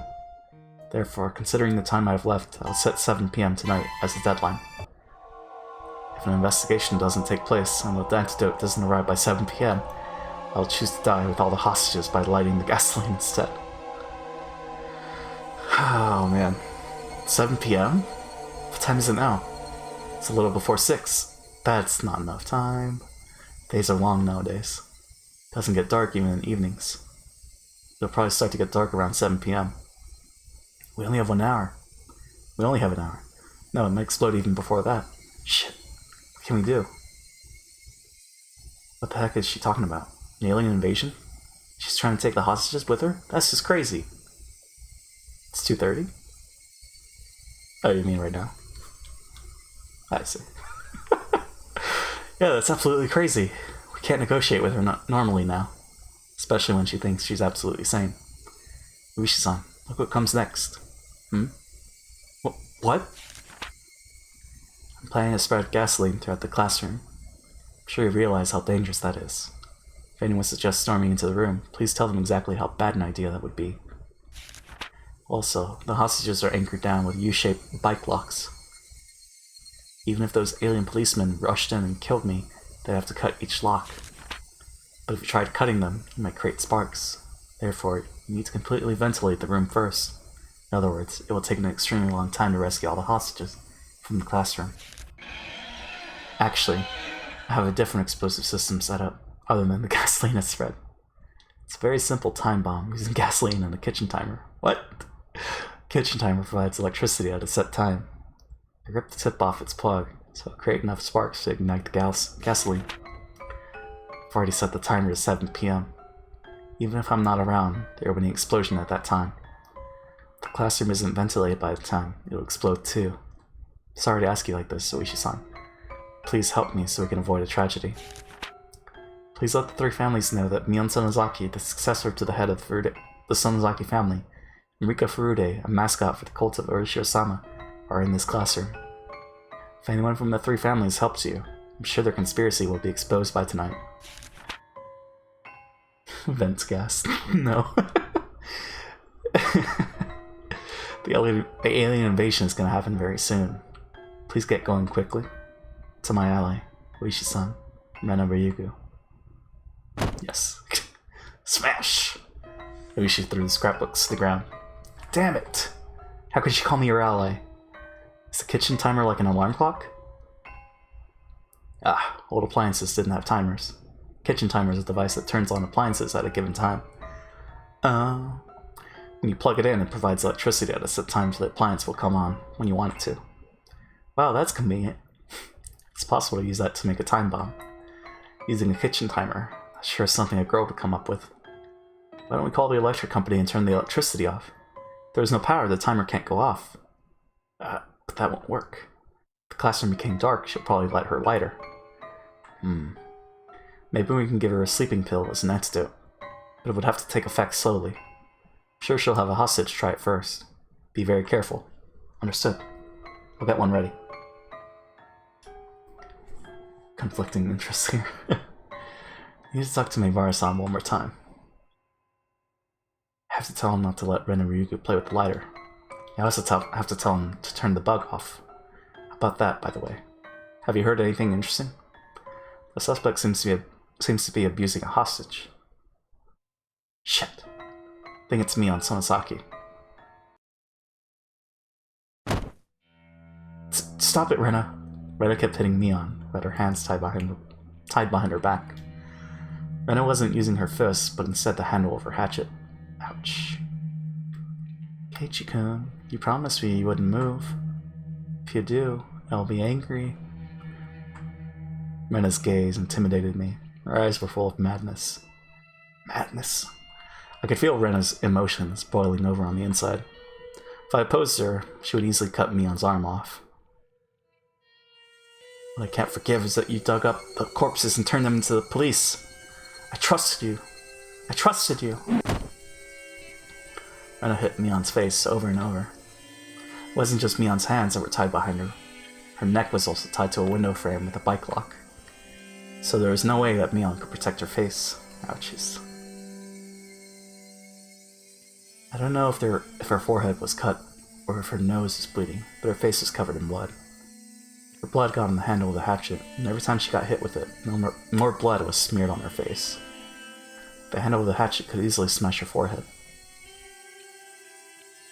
OTLs? Because of her position in the Sonozaki family, Mion couldn't say that she hid the bodies, so all she could do was endure. However, Rena continued to attack her. Rena no longer had any restraint. She might even continue until Mion's front teeth were broken. Stop it, Rena. Haven't you done enough? I'll tell you the truth, so Rena, please stop hitting her. The truth? What is it? Keiichi-kun? No, you can't. Kei-chan. Everyone, please don't listen to what I'm about to say. I may say some disturbing stuff, but it isn't anything wrong. So please, don't listen. Even if you hear it, forget that you did. Please. Hold on.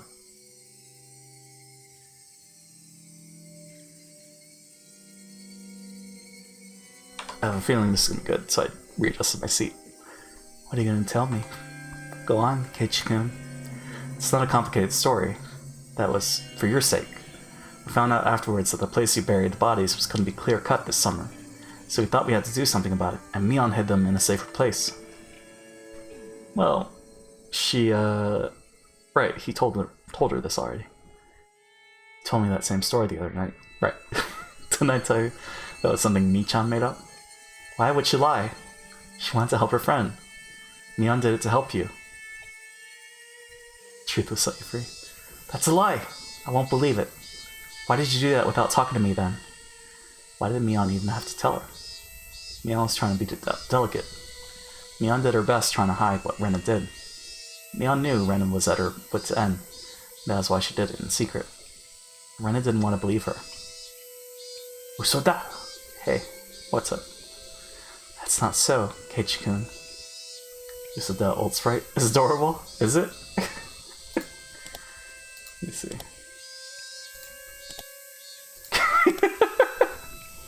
That's right, I forgot about that. There we go. What, bro? That's not so, Keiichi-kun. How contemptible of you, Mi-chan, to even deceive him. I won't say anything about your tricks during the club activities, but this, I can't forgive you. I can't forgive you. I can't forgive you. I can't forgive you. What a cute angry girl. Pat pat. Hold on. Stop it. Don't hit Mion. Mion didn't do anything. Never knew having your hands tied behind your back was that scary. Mion get hit repeatedly with the handle of the hatchet. She could only endure. She couldn't even protect herself with her hands. I would not give you pats. I'm not saying me. I'm saying Rena wouldn't want pats. This is the definition of talk shit, get hit. Hey, is it true, Michan? If so, why don't you tell me? Can't you understand Mion's position? She has to follow certain rules as a member of the Sonozaki family. Shouldn't you be grateful for what she's done for you? I may have said it too aggressively. Ren turned around and glared at me. That's right, Keiichi-kun. Michan sold me out to the police because of the circumstances surrounding the Sonozaki family. She sold out her friend.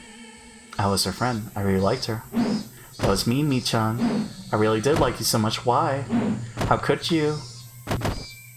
What? This was senseless. And it cried as if being bullied, but she was the one doing the bullying. Normally this would be so odd as to be impossible. Possible? But I had seen this scene before. I liked you. I trusted you. As I cried, I beat her to death. Rena repeatedly begged me to trust her, yet I beat her. I know what it's like to be the one doing the beating. Stop, stop, stop, stop! Stop, Rena! Don't you realize what you're doing? You're hurting your friend with your own hands. I understand what you're feeling. I know you're sad because your friend betrayed you, right? But that's a misunderstanding. We didn't betray you. We've been thinking about you all this time. But she just couldn't see that. Even if she died, Rena probably wouldn't realize she'd made a terrible mistake. But someday, you'll realize. Even an insensitive guy like me realized, so Rena would realize it for sure. That's when you'll feel even sadder, Rena. You will remember this bloody Mion one day. And you'll realize that you're the one who made her bloody, and you will regret that you did. But I was the only one who could understand that, because I remembered. There was no way for Rena to understand or realize that. I wondered if I was suffering the most of all. There's no way to avoid a tragedy. This was exactly the same tragedy, with different actors. The main character was Rena instead of me, but it was the same thing. Where was I? I was in the audience now. I knew how the story ended, but I couldn't come onto the stage. Stop, Rena. Stop. Stop. You crying? What's wrong, Keiichi-kun? I stood up slowly and walked towards Rena, just like what Rena did for me before, with my arms open. Please stop. Stop this, Rena. You may not know why now. You may not know why you have to stop now, but if you don't, you'll regret it someday. So please, stop. I'm getting Iron Giant vibes. This music though? Yeah. Keiichi-kun, I'll be mad if you don't move back to the wall. Rena's eyes went cold and she lifted the hatchet in her right hand. Don't, Kei-chan, I'm okay. Mion told me, but with such a bloody face, how could she be? Are you going to hit me with that hatchet? If you come any closer, I will. Without hesitation. Don't need you anymore, Keiichi-kun. But I want to be with you until the end. So please don't make me mad, okay? Okay? She sounded gentle, but her expression was telling me there really would be no hesitation. Hesitation is defeat. Rena would crack my head open with the hatchet immediately. But who cares? If you're in my shoes, what do you think you would do? Of course I don't want to die, so I wouldn't oppose my opponent. If they had a weapon, I would be scared. That's a lie! I know. I know you're strong enough to give up your own life for the sake of your friend. It's my turn now. My turn to be strong. I'm just like you. I won't hesitate to give up my own life for my friends. If you want, I'll give that life to you. So stop this. If If you trust your friend, stop hurting her. The same pain will attack you later, so stop. Nobody's trying to scare you. We're all thinking about you. Don't doubt that. Please believe it. Trust me. If you can come to trust me by smashing my head in, go ahead and crush my head with that hatchet. I won't try to protect myself. Don't come any closer. If you do, I'll light this place up. And I lifted the lighter overhead. You fool! How long are you going to dream about such crazy things? You already know that yourself, don't you? That it's all just a bad dream? You want somebody to wake you up? I'm here. I'm here to wake you up from your nightmares. You're the one who has to wake up, Ch.6. Can't you believe that those aliens are trying to invade the village? You believed me back then. Are you doubting me again? Can't you trust me? And I opened the lid of the lighter. I could tell her thumb was about to light it. Rena was prepared to die, along with everyone else. Rena would die without knowing the truth. She would die believing it was the world that was crazy. She would die cursing everything in this world. That was the storyline of this tragedy, wasn't it? This was a theater from hell. What an interesting script. Who wrote it? Devil? It's Higurashi. Shit. Don't let this happen. Don't underestimate Ch.6, the original main character. Don't think the same storyline will work again. I'll be taking over the script this time, and I'm gonna destroy it. Don't let this bad ending take place. I'm gonna destroy their expectations. So I knew someone in uni who believed in the alien conspiracy. I don't know if it's related, but she only would do things with her thumb, index, and middle finger. What? Just those three? She would not use her pinky/ring finger? But why? I mean, I'm looking at my fingers now. Just those? That's so weird. I don't know. I steered clear from her. Understandable. Well, let me check something real quick. Okay.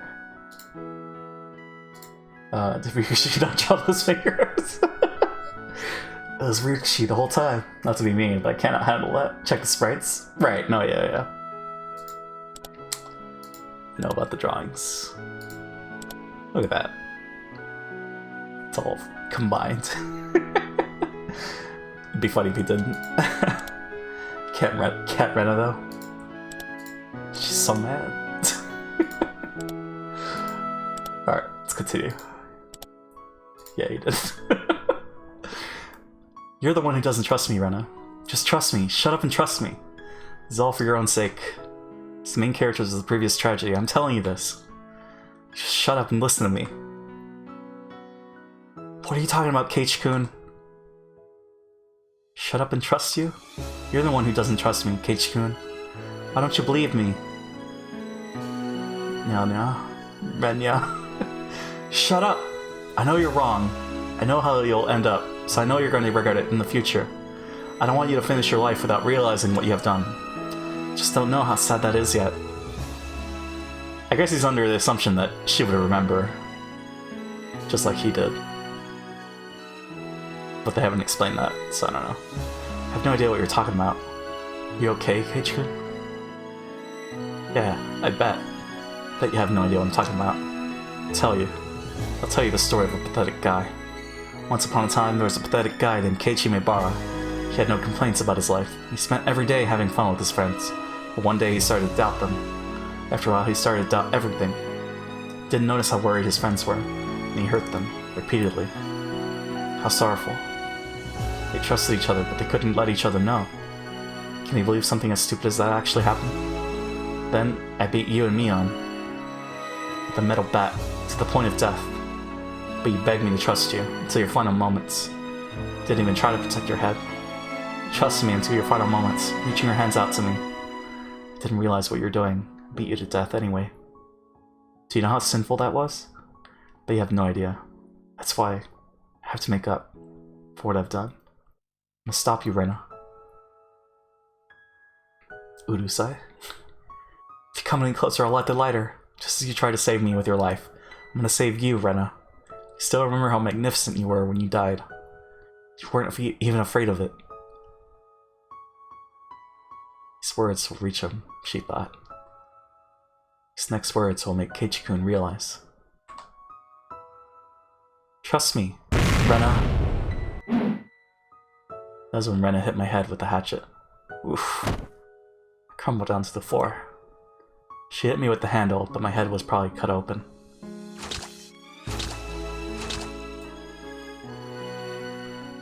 I felt the blood on my face.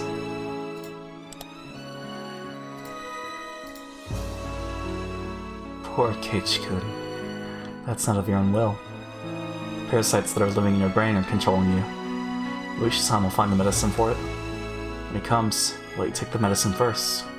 Then you'll be free. You'll return to the Keiichi-kun that I loved. Just hang in there for a little while longer, okay? Damn you! Heard a phone ring in the teacher's office. And I listened to the phone ring for a while, then realized it was for her. When I tried to answer the phone in the classroom, but she couldn't figure out how to transfer the call, so she decided to answer it in the teacher's office instead. Loved? Going to the office for a bit. Don't run away, okay? If any of you are missing, something terrible will happen to me-chan, okay? Rena glared at everyone in the classroom, intimidating them, and left. That was when I heard a honk from the outside. I remembered the signal from earlier. Did Uishi-san want to get in touch with me? I bent down and put the receiver earphone in my ear. Can you hear me? This is Kumagai from Okonomiya Station. Please cough if you can hear me. Cough. Cough. Very good. Please listen carefully. The gasoline the suspect spread everywhere is very dangerous. The classroom is filled with vaporized gasoline right now. It's like a bomb. Please don't aggravate Riku-san. Don't ever let her play with the lighter. Please don't provoke her anymore like you just did, okay? This bug is awful. It's possible for gasoline fumes to ignite at the slightest spark.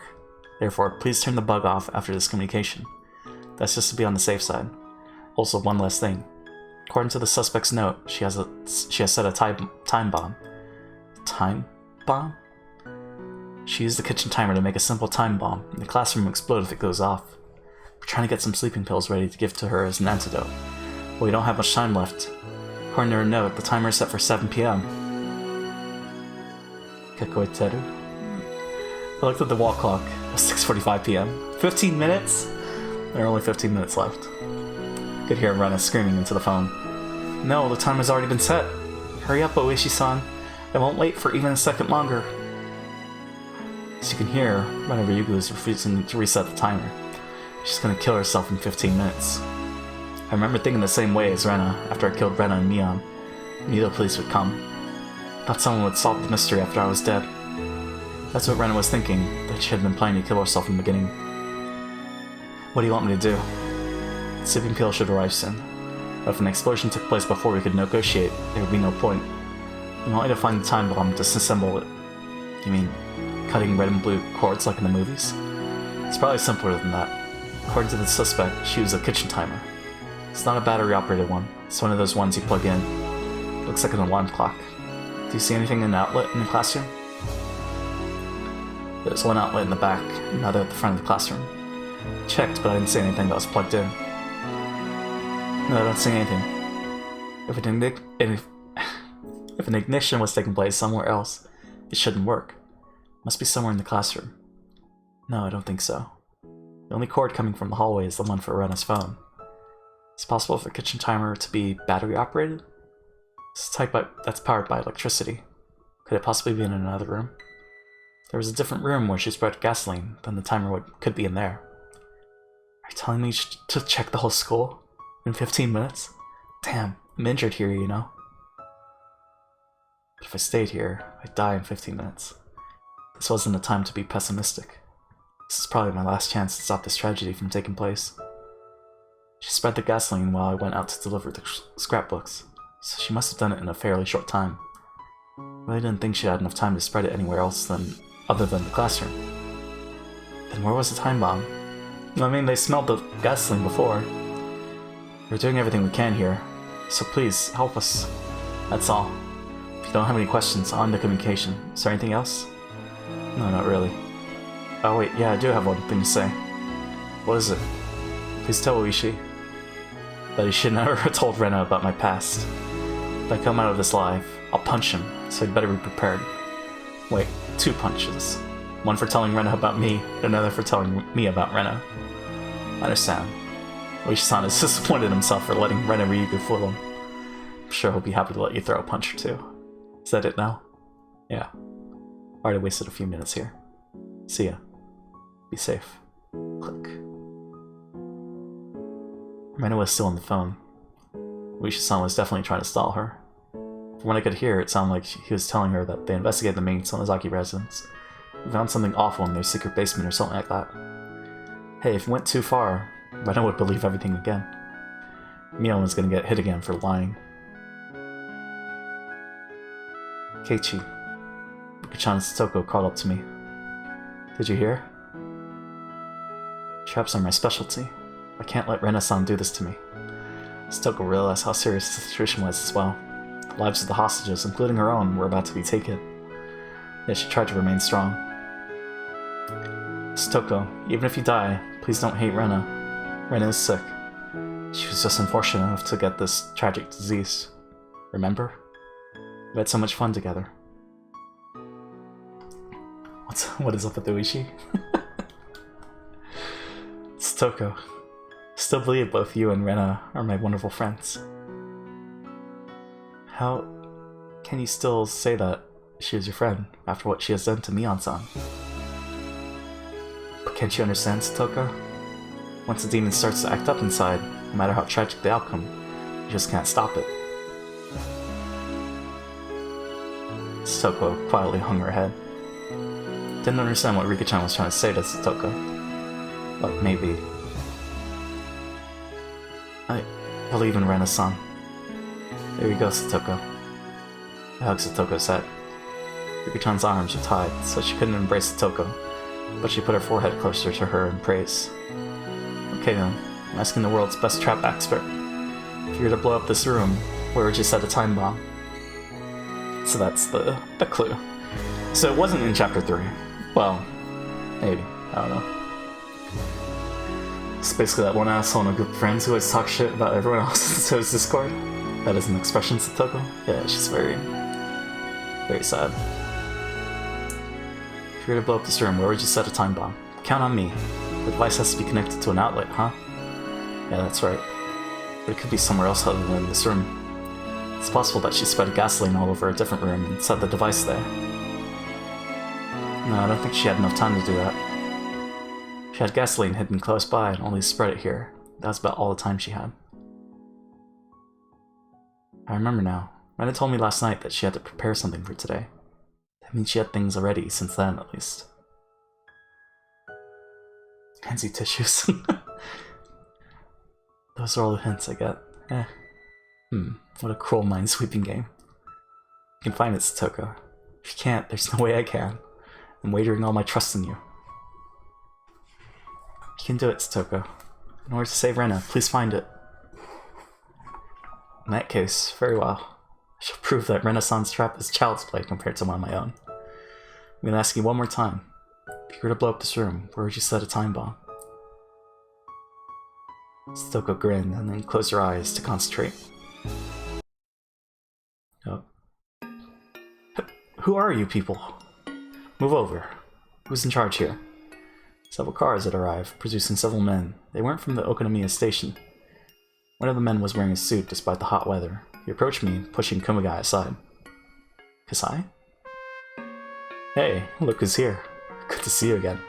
Otaka-kun, from the prefectural headquarters. Watch your mouth. I'm ranked much higher than you now, so don't address me so casually. Oh, public safety. Can I help you with something, Otaka-kun? Rather busy at the moment. Can't possibly be thinking about taking over this case. Who approved that exactly? I did, Oishi-kun. Chief? Takasugi-kun has informed me of the situation. He also told me that you started all this. You can go now. The troops will take over. The troops? Otaka-kun, you aren't going to storm the building, are you? I understand the risk, but we don't have any time left before the bomb goes off. You've taken too long. We're here to take care of the mess you left behind. Just step back for a minute. I couldn't talk back, but both the chief and the guy from the prefectural headquarters gave me an order. Oishi-san, who the heck is he? That's Otaka-kun. A long time ago, he was showing off even though he was bad at mahjong, so I taught him a lesson. Maybe he's still holding a grudge from when I knocked him unconscious in that kendo tournament. Obviously, we didn't get along. Give me the latest update, Uishi-kun. Are you serious about storming the school? We were about to settle this thing peacefully with some sleeping pills. What are you trying to accomplish here? It's too late for that. If we had another hour, that would be possible. Instead, a special unit from the Prefectural Police Department will move in. Your unit will be their backup. Chief, you know what's going on, don't you? That classroom itself has turned into a huge bomb. But even the classroom isn't the bomb we're scared of. It's the suspect, Ren Ryugu. We finally calmed her down and found a way to settle this peacefully, and we were about to start the operation. That operation. I know we only have about 10 minutes, but I'll make sure this works. I'll continue negotiating. If it doesn't work, I'll be blown up. Then you can sit back and say I told you so, okay? Uishi-kun. A special unit from the Prefectural Police Department isn't just any old unit. You've heard about the second company, haven't you? What's that, Uishi-san? Is this second company that well known? Do you remember about 5 years ago, when the JRA hijacked that airplane, Flight 472? I've heard that special counter-terrorist units were put together in Tokyo and Osaka after that incident. So they really do exist. But why would such a special unit from Osaka be here? Taka smiled proudly. We just happened to be holding a training session with your prefectural police unit. We requested their help. You haven't changed, have you? You have a bad tendency to escalate matters quickly. Company members exited the vehicles one after another and took position. They didn't move like policemen. Otaka-kun, are you really gonna have a gunfight here? One shot is all it'll take to trigger an explosion. Don't worry. They won't use firearms. They're using riot shields and riot guns. These guns send out tear gas at high pressure. There will be no issue with explosions. Wow, never heard of such convenient water guns. By the way, can that toy reach the classroom from across the schoolyard? You don't need to worry about that. You just move over and let us do our job. So I lifted my arms exaggeratedly. One elbow accidentally touched the car horn, which honked. Of course, I did it on purpose. Were you trying to get Keiichi Mibara's attention? Of course. Just hope he heard it. What are you gonna tell him now? Probably thinking about breaking in one of the windows with a grenade and then shooting tear gas into the room. They have no idea how serious Ren Ryugu is. Deadly serious. Even the noise of window breaking could drive her over the edge. Are you saying the special unit can't suppress her? Of course not. That's why we've been so careful. Ren Ryugu has been intending to kill herself this whole time. The raid doesn't work on people who don't care about dying. We only have Mibara-san now. Oishi-san. Here he is. Hello, this is Oishi. If you can hear me, please cough. Cough, cough. This is an emergency. Please listen. I have a feeling it's not good news. Fortunately, you're right. The prefectural police are getting involved. They're going to ruin everything we've worked for so far. There's a special unit about to break in. Hey, the only reason I haven't used my pepper spray is because that won't stop her from igniting the gas. The raid won't work. The prefectural police don't understand that Ryugu-san is prepared to die. They're assuming the lighter is just a threat and that she isn't really going to ignite the gas. They'll break in within 5 minutes or so. Please take the lighter from Rena Ryugu before they move in. Is that in addition to your order to do something about the time bomb? Yes, that's right. You gotta be kidding me. You want me to take the lighter from Rena and do something about the time bomb too? All within 5 minutes? Come on. You're the only one we can count on. I'm begging you. How is it, Satoko? Can you think of something? I just have to check the hallway on the first floor. To check whether it is there or not. Knowing Renaissance patterns, if it was on the first floor, it would be there. If it was on the second floor, it would be there. Just have to check to see if there's a cord in the hallway on the first floor, right? Should be there. If Renaissance was in a normal state of mind, I would know for certain, but with her being like this, I really cannot figure out her thought pattern right now. Okay, I'll do something. We don't even have time to think about it. I'll look into those two options myself. I don't want another tragedy. Demons down in hell. that you're just waiting for an amusing ending to unfold while eating some popcorn. I won't let that happen. I'm gonna change everything. And I'm gonna make you pick up your popcorn off the floor. Spoke to Rena as she continued on with her story about the aliens. Eh? What is it? What's the matter, Ch.6? Hey, didn't you hear something just now? Rena went quiet and looked around. Rena had become totally paranoid about everything. Once she became worried, she couldn't ignore it. Really? Are you sure, Ch.6? Yeah, sure I heard something. Knew she'd want to check it herself, but she really couldn't leave the room for something like that. So in that case, she'd have to ask me to check for her. Rena must have been thinking the same thing. Ch.6, can you go check? Rena gave me an order with a big smile on her lips. Yeah, okay. Rena watched me go out into the hallway. As I did, she spoke to me. Don't make me angry, okay? Trust me. Your friend. Yeah, I trust you. I trust you. So don't betray me, okay? After being freed from Rena, I looked for a cord in a hurry. Didn't even have 5 minutes. The office probably had more outlets than anywhere else. I headed for the teacher's office. Shit, where were the outlets? Unlike light switches, outlets couldn't always be found near entrances. Damn it, why did the clock in the teacher's office have to make such a loud ticking noise? Music change. Don't worry, Keiichi will find it. Rena-san would... If I were Rena-san... If Rena-san was even more mistrusting than usual, where would she set the trap? Trap expert like myself ought to be able to discern that. What's this? Saw a plug inserted to the unit under the principal's desk, and also saw a cord extending out of the door to the reception room. There shouldn't have been any reason why a cord had to be extended into that room. The reception room had an outlet of its own. I tiptoed over to the reception room and opened the door. Squeak. The door squeaked as I cracked it open a little. I poked my head inside the reception room. I saw the suspicious cord crossing the room and extending out of the door to the hallway. I followed the cord through the reception room. I opened the door to the hallway, and the cord was extending into the storage closet. The storage closet was used to hold cleaning chemicals. I could smell them from here. The cord was extending into there. I carefully opened the door and turned the light on. The cord was attached to another extension cord, and there was an alarm clock that didn't belong in there. I found it. Time bomb. So all I have to do is unplug the cord. Picked up the alarm clock. It looked like a normal alarm clock. Actually, it was a normal alarm clock.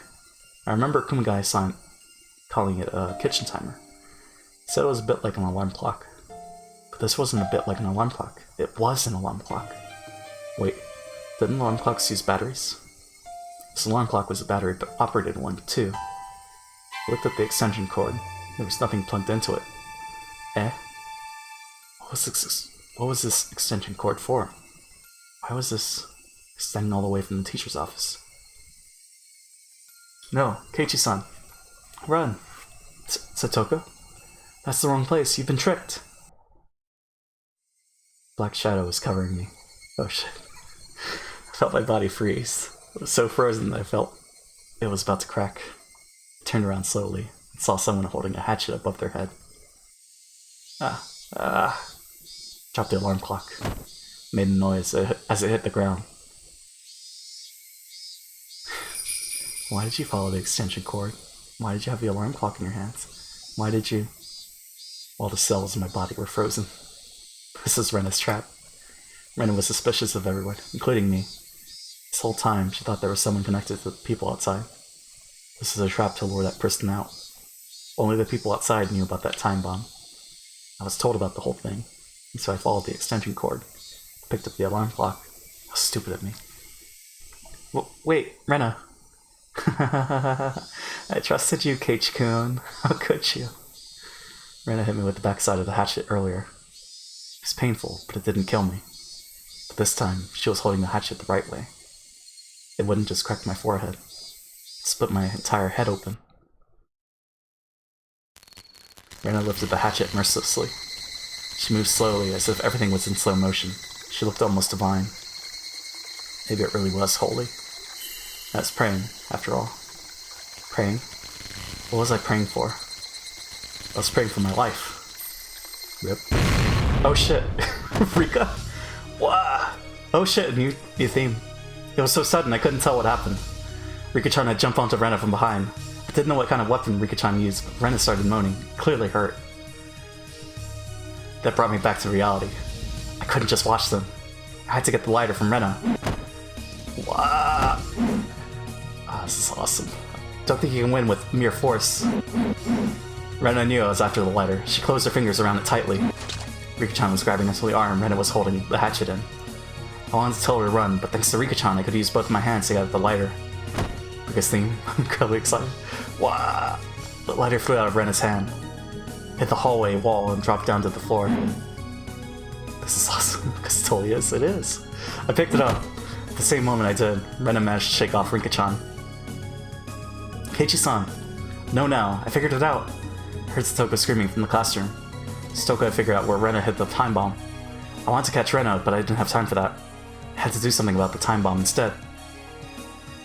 Keiichi, hurry up and go back to Satoko. Rika-chan had spread her arms, blocking Rena's path forward. What are you doing? Just run! Keiichi, this isn't the first time I've done this for you. Don't you remember? Eh? If I tried a little harder than the previous time, you could have made it. So this time, you're gonna make it. Just go. So, okay, so this has happened before, but Keiichi doesn't remember. Didn't know what Rika-chan was talking about. But there was one thing I did know. Just like Rena and Mion were ready to give up their lives for their friends, and I was willing to give up mine, Rika-chan was prepared for that too. Therefore, telling Rika-chan to run was like telling her she wasn't my friend. So, I'll depend on my friend, Rika-chan.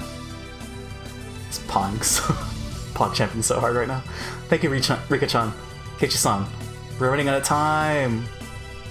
Leaving it to Rika-chan, I dashed for the classroom.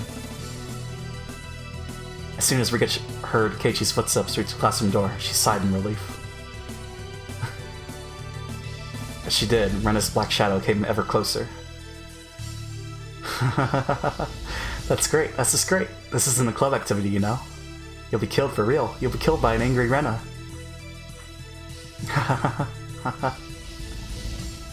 You're not afraid of me, are you? You're amazing, Rika-chan. Rika grabbed a mop as she ran from the storage closet. She picked it up and held it upside down, like a spear. Rika's stance told Rena that she was ready to fight. Rika didn't look like a little girl anymore. She looked so brave that Rena was even startled by it. Boy, you really are amazing. You aren't afraid of being killed at all, huh? Rika smiled cynically. Rika usually never smiled this way. Do you really think I would be afraid of death? I've experienced several hundred deaths up until now. 100? Why should I be afraid of it all of a sudden? You aren't Rika-chan, are you? You're the one I met that night. Show yourself, alien. Where is the real Rika-chan? Real Rika? She's right here. Nipa! Ah! The way you're looking down on me. That really is like Rika-chan. I get it. Lord Shosama is an alien. The Furude family is descended from him. Therefore, you are a descendant of aliens. I'll crack open your head and drag out all the parasites in your brain. Rena raised her hatchet and charged at Rika with a scream. Just, yeah. That face. Yeah! One swing is all I need to smash your head open. Rena looked like a beast charging towards its prey. Rika took a step backwards and lowered her body, preparing to counterattack. She did that with no hesitation. Even a minute is plenty. I'll play with you. Come on, hatchet girl. I thought she said she'd done this 12 times. I wasn't expecting 100. Do you not get it, Keiichi-san? All the hints were already in place this morning. Calm down, Satoko.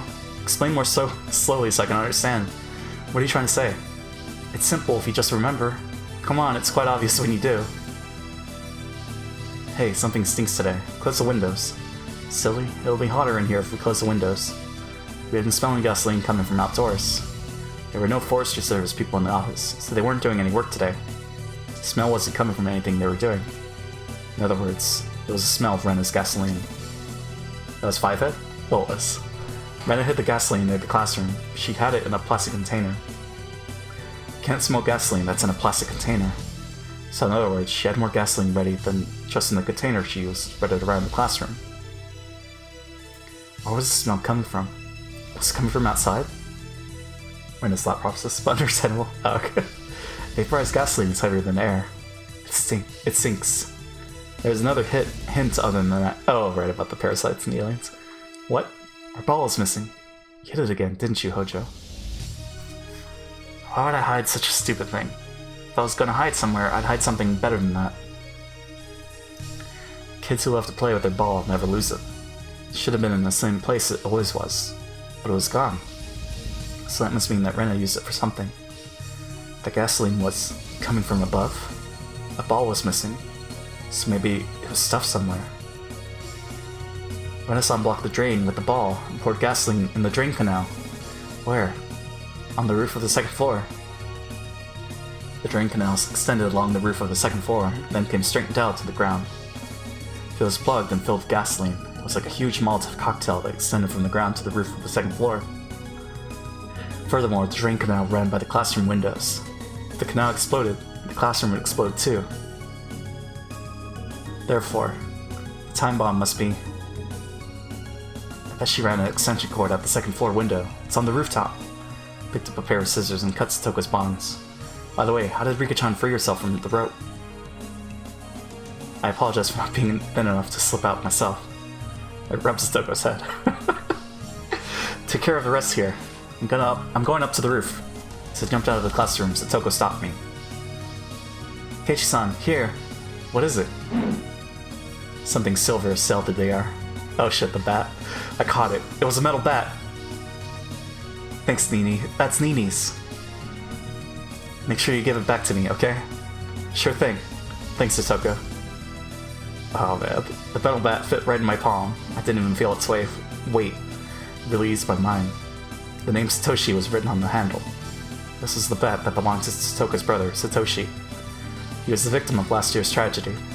You and I are the same. Won't let another tragedy take place. I'll treat this as a gift from you, who is waiting in the wings. Let's report the script of this demonic tragedy together. Let's go, Satoshi. The bat returns. It does. As I tried to run up the stairs, I heard a loud noise coming from the hallway by the teacher's office. Saw Rika-chan rolling on the floor. Damn, Rika-chan. He held out as long as he could.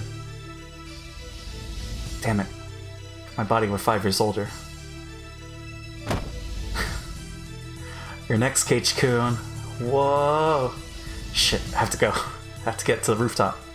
How did you figure it out? How did you? Still, won't let you get up there. Rena's face looked unbelievably scary. She was ready to rip me apart if she caught me. In that case, just try me. I jumped up the stairs, skipping every other step. I turned on the bug in my pocket. Didn't have time to put in the earphones. As Rena flew up the stairs, her foot got caught in a jump rope. She tripped, then 3 buckets fell on her head. The results of Satoko's trap. Ow, ow, ow, ow. It was Satoko-chan, huh? Satoko leaned against the wall and waved her index finger in a mocking gesture. Index finger? Ho ho ho ho. You were pretty good, but you're about 300 million light years too early to go up against a trap expert like me. Satoko-chan, light years are distance, not time. Smash! The fourth bucket hits Satoko on the head. I continued up to the rooftop. Rena ignored Satoko and ran after me. Oh, Oishi-san? I did it. I got the lighter. I know where the time bomb is. It's on the rooftop in the drain canal. I'm headed up there right now. Please. Oishi-san, is that it? Oishi grabbed a pair of binoculars from Kumagai and looked up the rain gutter on the rooftop. There was something like an alarm clock sitting there. The cord from the clock was extending into the second floor window. It was so obvious, but they didn't even notice it until just then. Satoko was working hard to remove her classmates' restraints, but she couldn't do anything about the bike lock on Mion's neck. Just run, everyone, forget about me. That doesn't sound like Mion-san. Why not act like our club president, even in a situation like this? All you have to do, as our president, is to give me an order to undo this lock, okay? Stoko reached for the back of her collar and produced a bent hairpin. Stoko opened the window, climbed onto the windowsill, and faced the bike lock that was restraining me on. Everyone, open the curtains and the windows, then run. But Class Prez, what about Meibara-san? The police will help Kate-chan. You all need to run as soon as possible. Huh? Did you unlock it already? To me, this type of lock is child's play. The binoculars were trained on the classroom. All the curtains were open, as well as all the windows. The children, in turn, were all running out onto the schoolyard. Ueshi pushed Ataka aside and grabbed his radio and yelled into it. All units, go! Go, go! Secure the hostages.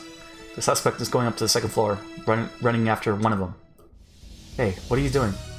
Taka tried to grab the radio from Ueshi, but Kumagai stepped in. Ueshi-kun, give me back the radio. Gah! Gah! There was a dull noise, and Ataka crumbled to the floor, convulsing. Oops, sorry. I guess my knee happened to hit your balls. The classroom is still filled with gasoline. Be very careful. You are forbidden from using any gas bombs or flares. Again, do not use gas bombs or flares. The whole place will blow. I wonder if Ueshi has a scary face. Kind of. Support unit to HQ. Secure 24 hostages. One is injured. This is the assault unit. We're trying to take control of the first floor. We've got a problem. The electrical room is locked. You can't get in. Can't get in? Can't you break down the door? It's located directly opposite the classroom. The smell of gasoline is strong here. Might ignite the gas when breaking down the door. We'll wait further orders. Shit. We could have just turned the power off. I got the electrical room. Go secure the second floor. Assault unit. Roger that. Alpha. Go, go, go. Ataka-kun. What were you going to do if you failed to secure the electrical room? That's what the special unit was for. This is the problem with Rich Boys. We'll just have to secure the clock's outlet now. Sniper unit to HQ. I can see a male hostage on the rooftop of the first floor. That's a sentence. Ueshi-san. That's Meibara-kun. Give me the speaker. Meibara-san. The clock is plugged into the black room on the second floor. I shook my head repeatedly. Couldn't do that. Rena was coming after me, so I couldn't head that way. What else could I do? The only way was to go up to the roof of the second floor and get the clock from there. Meibara-san! Continue up to the roof of the second floor. I'll direct you from there. Ueshi-san was telling me to go further up. Stoko only told me that it was on the rooftop of the second floor, and she didn't tell me where exactly. She only said it was in the drain canal. But maybe Ueshi-san found it with his binoculars. I put my foot on the railing of the veranda and went up to the rooftop. I never felt so light. I felt like I could lift myself with just 2 or 3 fingers. That's it, keep going. It's at the furthest end of the drain pipe. You only have 30 seconds. 30 seconds would be plenty of time. I could get there in half that. Oh. Over there, was that it?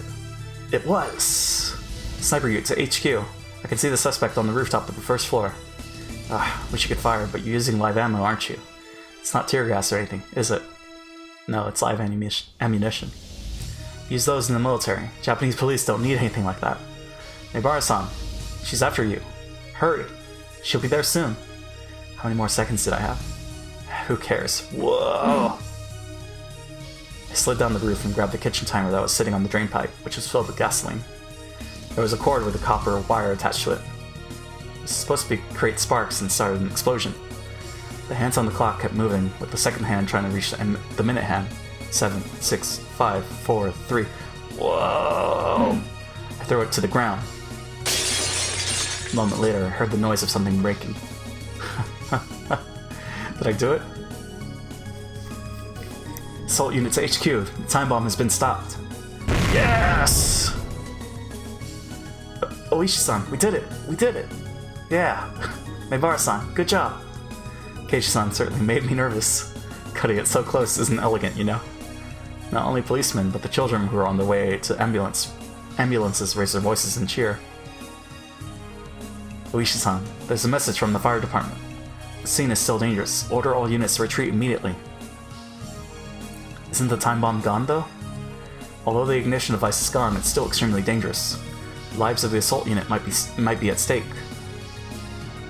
Damn. What about Meibara-kun up there? Can you jump off? Oishi-san, according to the map, there's a flower bed by the school building. We'll tell him to jump there. Oishi to all units. Stop the operation. Fall back immediately. Fall back. Alpha here. Roger that. Beta here. Roger that. Fall back. Fall back. Can you hear me, Mibara-san? Ryuga-san too. It's too dangerous to stay there. Might explode at any minute. There's a flower bed by the school building. Jump down there. Flower bed? Damn it. Can't see it from here.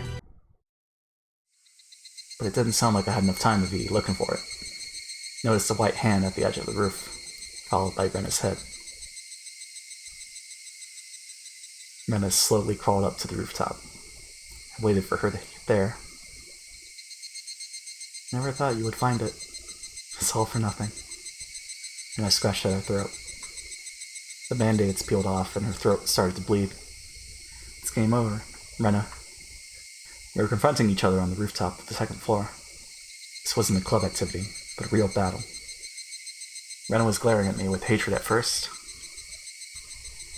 but maybe because she had already given up, she started smiling wickedly. I heard the chorus of the Higurashi in the background, as if to cool us down from the heat of battle. Didn't think we needed their service yet, though. Yeah, if it was a board game, he'd have reached the goal and won. But this isn't the game. So, this isn't the goal. It's a dead end. Shit, you don't give up, do you? Rena, you really are strong. You never give up. You fight until the bitter end. Keep believing until that point, too. Praise like that won't make me happy now. You ruined everything that I had risked my life for, Ch.6. I was simply trying to protect our species from the aliens. You ruined it. If humans go extinct, it'll be your fault, Ch.6. That'll be recorded in history. Didn't mean to laugh, but I couldn't help it. My name would be written down in the history books of the aliens as the one who destroyed the human species. Somehow, that sounded kind of cool. Rena, no matter what you have to say, I've won this game. I've already won, you just don't want to admit it, that's all. Yeah, maybe you're right. But maybe that's not how it works. Game doesn't end when there's a winner. It ends when there's a loser. That means, for me, winning isn't enough. What do you mean? Coy. I tapped my shoulder with the metal bat, gesturing for Rena to come at me. I'm gonna make you understand that you lost. I won't run or hide. Do you know why? According to the rules of our club, we don't run from our enemies. I'll prove to you that you've already lost, Rena. Are you ready? Parasites and aliens? How stupid. Who would believe in things like that these days? I can only laugh. Ha ha ha ha. Horror. You never believed me in the first place, yet you pretended that you did? How dare you deceive me? I won't forgive you. I'll never forgive you. I don't care if you believe in those things, but I would never believe in anything that stupid. Well, if I did have to believe in anything like that, I'd rather believe in the buried treasures of the Tokugawa shogunate. But if you still want me to believe, don't you remember our club's rules? Whoever conceives victory is the correct one. There you go. Rena and I grinned at each other, and as we went around in circles on the rooftop, we both checked the distance between us. If you can take me down, I'll believe in your alien stories. I'll perform a mysterious dance every morning and night to call for UFOs to come and beam up livestock. But Rena, if I take you down, then I want you to be ready. I don't think you can even need to think further than that. I don't think you do. You'll never defeat me. Rena came at me with a heavy strike. Oh.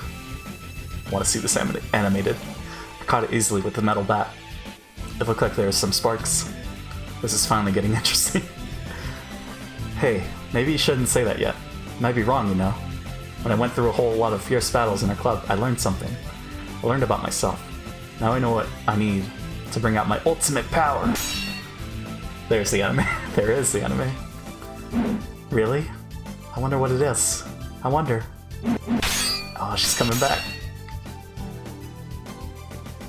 Rena, your hatchet can be a powerful weapon. Well, my metal bat is as powerful as your hatchet. Sure, it doesn't have a blade, but it reaches farther, and it's easy to handle. Won't be going for a defensive battle. I'm gonna fight you face to face, and I'm gonna defeat you. sure I'm stronger than you physically, but you're better at drawing out your true potential, Rena. In other words, we're equally matched. This is great. I won't need to hold back at all. So what are you gonna do after you beat me? Take that, that, and that. I think I might have the upper hand. Huh? I'm just warming up. Just you wait and see. Wait and see what I do after I take you down. We both put a lot of chips on the pile. Prepare yourself for having to make a big payout.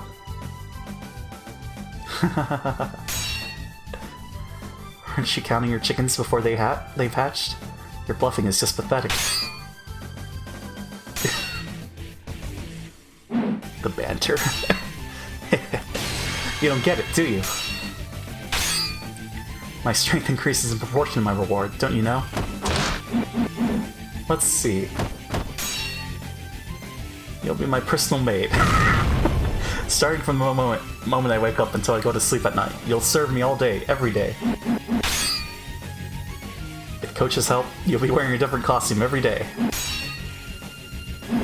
Wait until I go to sleep at night. Wait until I go to sleep at night? What if I make it so that you won't let me sleep instead? How about that?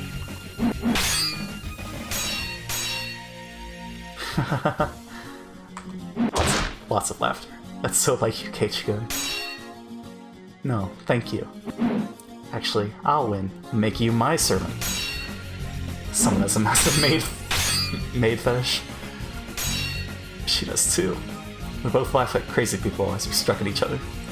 It was strange how much fun it was becoming. Ben and I were trying to kill each other, and yet it was a blast. Sparks were flying. We'd get seriously injured. If we fell off of the rooftop, we'd break our bones, yet this was so much fun.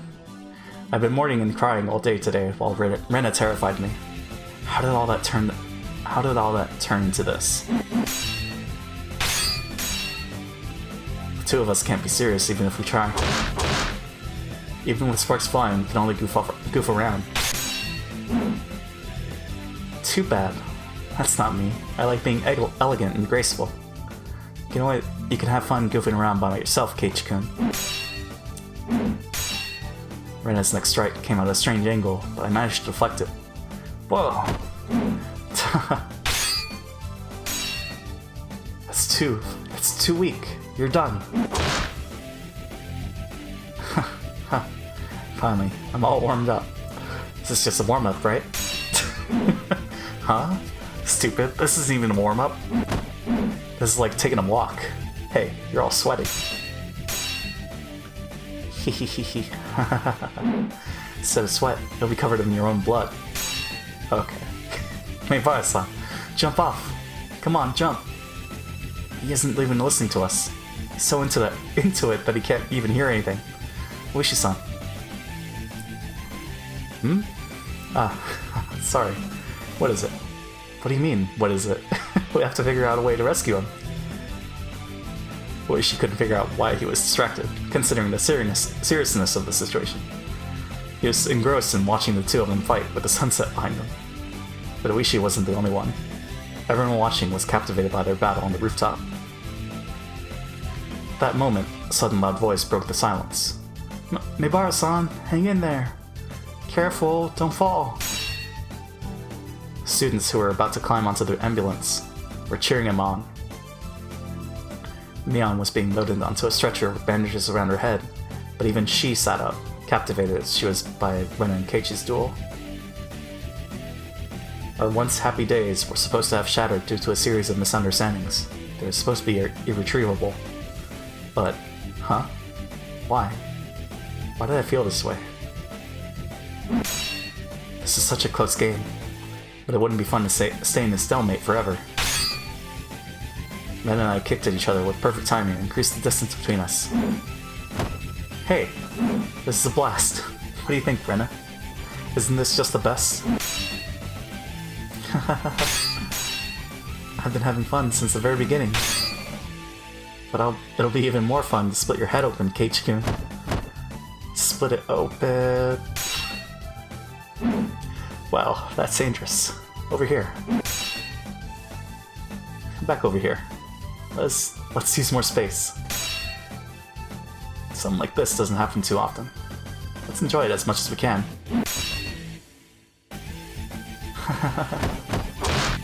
This would make a great picture. Look, there's a beautiful moon behind us. The breeze feels great. It opened like a watermelon. It was such a fantastical scene. Two people were fighting on the rooftop of the school building, with the moon behind them. It was almost unbelievable. All the policemen and children looked at that mysterious and fantastical scene from a distance, completely entranced. Everyone was thinking the same thing, but nobody said anything. Why does it look like they're having fun? Getting all fired up in the breeze this cool. It reminds me of the Tanagashi festival. I don't really like to just sit back and enjoy the cool of the evening in silence. When the moon comes up, I turn into an animal. All us club members went crazy on the night of the Tanagashi. The mayor scolded us by the end of it, but we laughed at each other and promised to do the same thing again next year. Going crazy under the moon, huh? That sounds cool, doesn't it? Maybe we're already crazy. Yeah, I feel the same. We're having fun trying to kill each other. We must be mad already. This must be what insanity is like. Some people say the moon has the power to arouse passions in people. Maybe that's true, maybe it's not. One thing that's for sure is that even if it were a new moon tonight, we would still feel the same way. As the surroundings got darker, sparks would create with each other started to look like fireflies. Hey now, isn't there gasoline in the drain pipe right nearby? Who cares? When an explosion happens, it happens. Jesus. Hey, what are you doing? Are you getting too sweaty to hold the bat? Why don't you take a break and dry your hands off? I'll split your head open while you do that, though. That's a good one. Isn't your skirt clinging to your legs? You can take it off if you want. I'll just watch you instead of attacking. Really? Then I'll give you a good blow to the head while you're charmed by my legs. This really is so much fun, isn't it, Rena? Excuse me, what? Yep, sure is. We flew. We danced. We struck. We laughed. We stepped back once in a while to catch a breath, then charged at each other and let the sparks fly. We aimed at each other as we went around in circles on the rooftop of the school, our special stage. Nana and I were all sweaty, but we weren't exhausted yet. The beads of sweat rolling down my body just tickled me. We exchanged furious blows one after the other. Neither of us was at an advantage or disadvantage. Neither of us exalted in victory or raged in defeat. The battle with Rena in itself was fun. It was like a dance. A dance I couldn't dance by myself. It was a dance I could only dance with someone with whom I was equally matched. Didn't you think the same thing I did when we did that club activity with the whole class? The day we dueled with water guns? Yeah, I did. I want to fight like this again. As we thought that way on the rooftop, our classmates down below must have thought the same. The fight was so pure and passionate that everyone thought the same thing.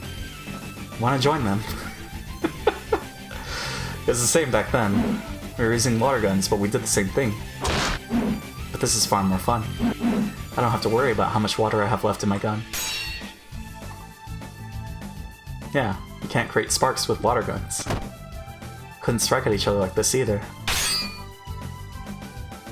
Both were breathing hard, waiting for the right timing to take a step forward. In the midst of that, we grinned at each other. Huff, huff. This is exactly what I said then, but I'm gonna say it again. Okay then, I'll respond just the same. We both smiled wickedly in the same moment. This is so much fun. I don't even want to end this. Don't hate me if you lose. No, I won't. I'd hate myself for ending this game. But I know I wouldn't be the one to cry in the end. I don't know about that. Her feet are getting weak, as if they're made out of straw. Shut up. Whoa.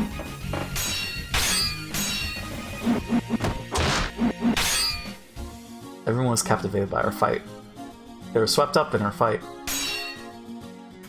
We both had weapons. Weapons deadly enough to seriously hurt one another. But we were both perfectly matched. Neither of us had hit the other yet. Why do they look so happy? This is just ridiculous. All the people below were just watching this fight on the rooftop with the beautiful moon as a backdrop. Not even the police could stop them. This is impossible. Impossible? This battle was absurd. Absolutely impossible. Impossible? Keiichi-san, try to stay in the middle of the roof. Use the height to your advantage. Stoko and some of her classmates cheered Keiichi on, but there were some who were cheering for Rena too. Come on. To them, this is no longer a fight to the death. It was just the second round of their water gun battle.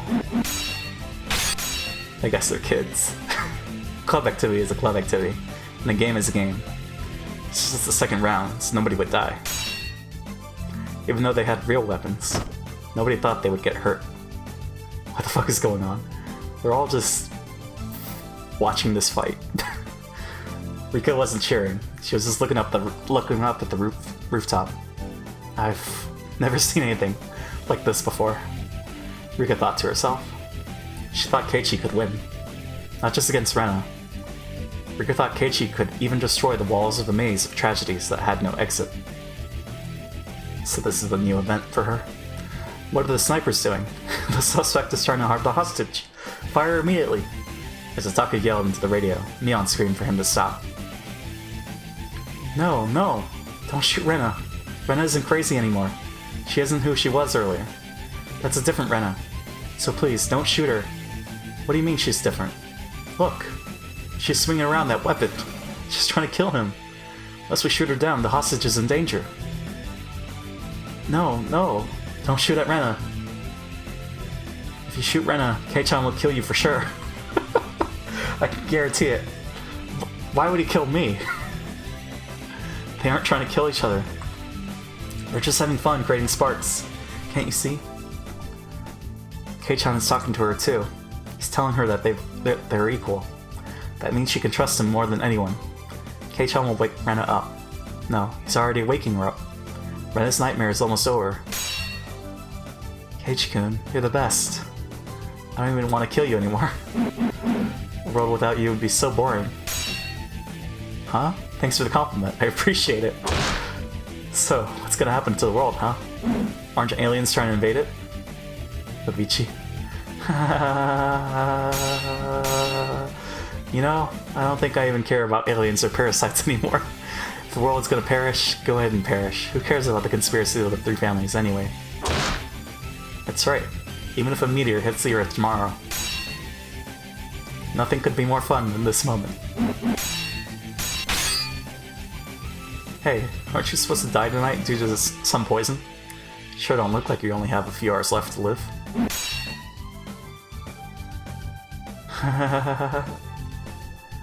That's right, I completely forgot about that. I'm supposed to claw out my throat and die tonight.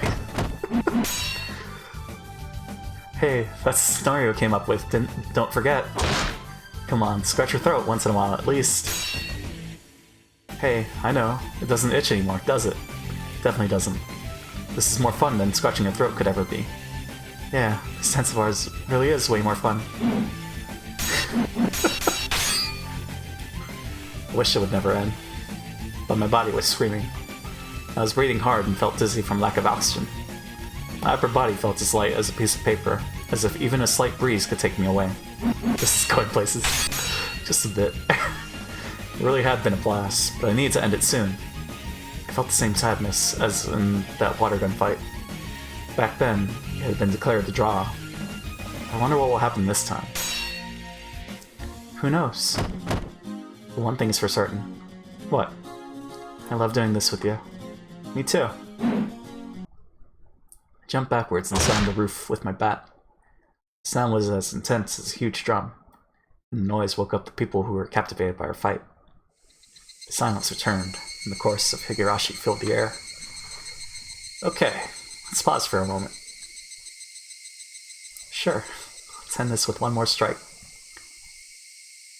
We started to move slowly, and increase the distance between us. Everyone realized it. This fight was ending very soon. Okay, this is it. I'm gonna ask you one more time. What is it? Hey, you're betting something on this, right? Isn't that why you were fighting? I did? Sorry, I forgot. Pause because of the music. You're hopeless. Okay, listen carefully. If I win, you'll become my personal maid and serve me every day.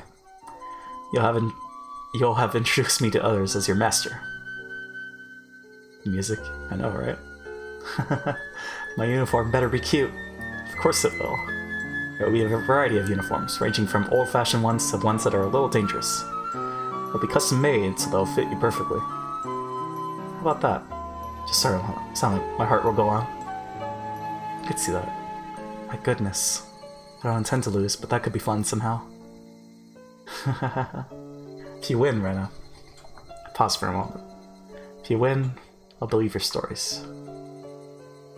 Rena was happy until just a moment ago, but that expression was suddenly wiped from her face.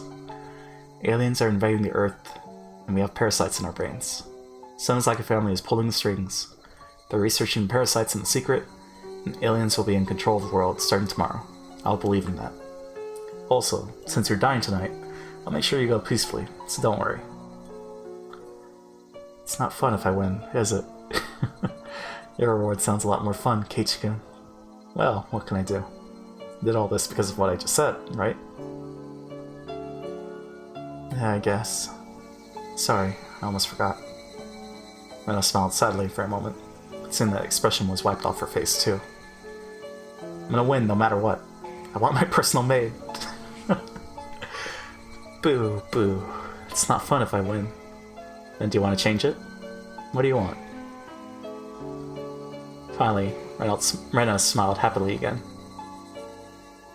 The breeze dried our sweat. It was a good feeling. We no longer went crazy, even with the moon out. We could finally enjoy the coolness of the evening. It would be so nice if we could just lie down on our backs and gaze at the moon. Still smiling a little, Rena spoke. I want the same reward as yours, Ch.6. What? You want me to be your maid? That's something. You don't have to be my maid, but the rest is the same. I want you to say good morning to me every morning and good night every night. I want you to treat me well and let me play around all the time. I guess, no matter who wins, we'll always be together. We'll be together, but the one who gets the special treatment is different. Lots of laughter. Why fighting with someone I like so much? I don't know. Why are we on the rooftop? Why did we even come up here in the first place? Yes, I agree. Good morning, good night. Nods fervently. I don't know. I forgot. We were both airheads. That's why we floated up here. Yep, we're airhead buddies. We're buddies, alright. Hold on. Shall we get started? I don't want to cool down too much. You're right. Better finish up before it gets too cold. We readied our weapons and took our stances. I was gonna suggest that we stop this. It really was. Shook my head slowly. No. We have to finish this. Otherwise it won't end. Our fight won't end. Can't quit. We have to bring it to an end. This isn't right. It's possible that no matter who wins or loses, there will be no reward. Even if that happens, we shouldn't hate each other. So I'm gonna tell you this now. What? It was fun. Yeah, I feel the same way. Rena, even if one of us dies, we'll see each other again. And when we do, we'll have fun in a normal way. We'll laugh together in a normal way. We'll fall in love in a normal way. We won't doubt each other. We'll trust each other. And we'll meet again. Right? For sure, right? Yes, for sure. Tears appeared in Rena's eyes. I noticed I was about to break down too. Okay. Are you ready? There's no signal, but we stepped forward at the same time. Our shadows jumped in the moonlight. We were fighting so viciously earlier, but now it was like we were moving very slowly. It must look like a shadow play. Everyone was watching the shadows dance. Rena's shadow hit my bat violently. As a result, I let go of it. The metal bat bounced once on the roof, then rolled down to the schoolyard. I had lost my weapon. Here was Rena's chance. Of course, she wouldn't miss it. I was lying flat on the roof, and Rena got on top of me. Rena's knees were holding down my arms, and there was no way for me to fight back. The moon was divided into two. The shadow of Rena's hatchet had split the moon right down the middle. This was the end. Shit. That was good. Can't even pull my arms away. Hey, Keiichi-kun. It's over, right? Not yet. It's not over until you swing down your hatchet. I don't wanna. Huh? I don't want to. I don't want to. Rena's arms were still raised, but tears were pouring from her eyes. What happened? What went wrong? I loved everyone. I trusted everyone. When did I start to doubt them? I don't know why I'm doing this to you. I don't know. Why? Why am I doing this to people I love so much? You realized it. You realized it in this world. Can't believe myself. Every day was so much fun, but why? Why? I didn't have any complaints. I didn't worry about anything. So why did I try to destroy everything with my own two hands? Rena, you're incredible. After I killed you and Mion, I didn't realize I had done anything wrong, so I left a note and called Oishi-san. I still believe that someone else was at fault. Even after I was dead. Didn't we notice I had sinned? How sad it was to kill my friends because of a little misunderstanding, even when they were trying to help me. And how painful it was not to realize it was a sin. Therefore, you're amazing, Rena. Didn't kill any of your friends. You came to your senses before you committed a sin. You're incredible, Rena. Just incredible. You're totally different from me. Rena stood up slowly and lowered her hatchet. I hurt my friend. I hurt Mii-chan. Just apologize to her. Personally, I appreciate that the wounds will help me tell the twins apart. I've already killed... Huh? No, you haven't. Who did you kill? Rino Mamiya and Teppei Hojo. Ah, those two. I thought it was right to kill them. But the day I killed them, the world started to go crazy. Did that mean that it was wrong to kill them? I don't know if it was right or wrong, but it wasn't the best thing you could have done. What do you mean, the best thing? Don't you know? I grabbed Rena's head and embraced her. Then I told her. I told her something so simple. It was so simple that anyone could think of it. But Rena didn't do it. I didn't do it either back then. If you're in danger, or you feel like doubting others, or something sad happens, it was so simple. You should talk to your friends. That's right. You're right. Oh, wow. I'm gonna cry in my arms for a while. She cried about the wrong choice she made at the very beginning. Choice couldn't have been hard to see. I'm sure it was something that was within her grasp. How stupid it was to worry about it by herself. She had friends. She had friends whom she trusted. Why did she think she couldn't talk to her friends about it? That was wrong. Why didn't I talk about it? Everyone trusted me, so why did I trust them? I was the same way before. That's why I won't laugh at you. But you realized it. You realized it a lot sooner than I did. We will trust each other. We will never doubt our friends. We will rely on each other. We will talk to each other and help each other. That's why friends are always happy, while we can endure anything together. Okay, Rena. Why don't we respond to the curtain call? This is really the end of everything. What do you mean by the curtain call? What do you mean? Well, I was just talking to myself. Come on. We stood up together, holding hands. The moon was hanging behind us. When I nodded, Rena threw away her hatchet, disappeared into the darkness below. When I spoke to the audience in hell, the demons who weren't expecting this ending, I was proclaiming victory. That's all for tonight. We overcame this tragedy. We'll never doubt each other again. We'll be united forever, no matter what disaster might befall us. Don't think we'll ever yield. Who cares about tragedy? Who cares about disaster? Even if the script is written by demons, we'll tear the whole thing to pieces.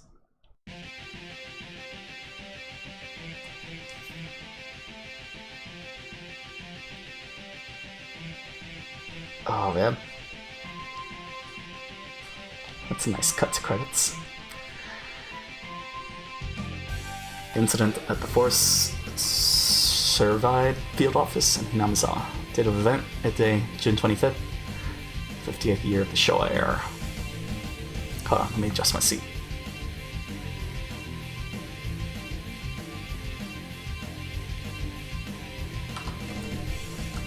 Sorry, please. Location: Hinamizawa, Shishibon City, X-Chrome. Inside the Forest Service Field Office. Summary: on June 25th, suspect Ryugu Reina broke into the Forest Service Field Office in Hinamizawa. She forced her way into the classroom of the local school, housed within the office complex, proceeded to take 25 people hostage. The suspect scattered around a large quantity of gasoline and held the school hostage for over 7 hours. The situation remained in deadlock for some time, but at 1845, several hostages resisted and fled from the building. At the same time, a special unit from Osaka Police Department's 2nd Riot Division arrived on the scene. 24 of the hostages were safely rescued. The remaining hostage fled to the roof, and after a brief pursuit, the suspect engaged him in close combat. In 1910, she agreed to disarm and surrender, freeing the final hostage. So almost 30 minutes of fighting, damn. Casualties: 4, all minor injuries. Details follow. Sonozaki Mion. Oh, injuries, right, not dead. She was captured by a suspect around noon that day. She escaped at 1845 and was taken to safety. The suspect inflicted 9 injuries on her during the fight.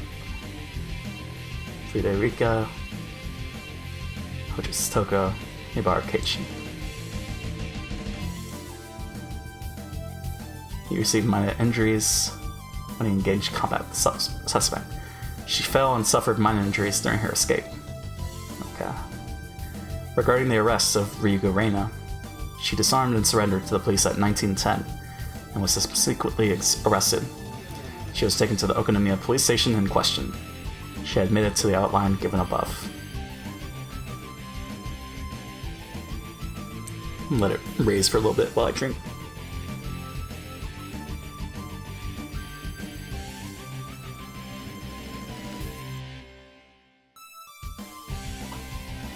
There's been some dispute about the accountability of the suspect during the crime, but after subjecting her to a psychiatric examination, the prosecution determined the suspect is fully accountable for her actions. The defense is in direct opposition to this and has submitted their own psychiatric examination report denying the suspect's accountability. The trial is currently in session.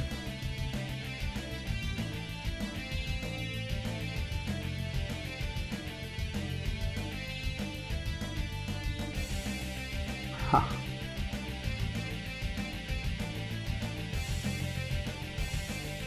Oh, so that was 3 hours. Damn. So we could have finished this yesterday. No, it's fine. I mean, I'm glad we did it today instead. Higurashi when they cry. Kai.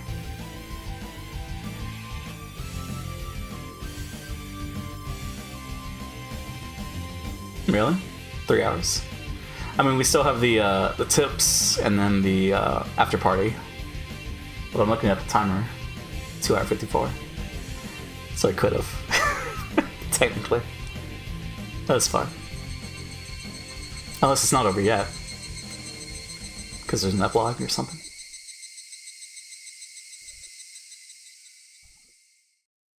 That's happened before, hasn't it? No. Okay. Okay. It's a good sound effect. Just one little last scare, I guess.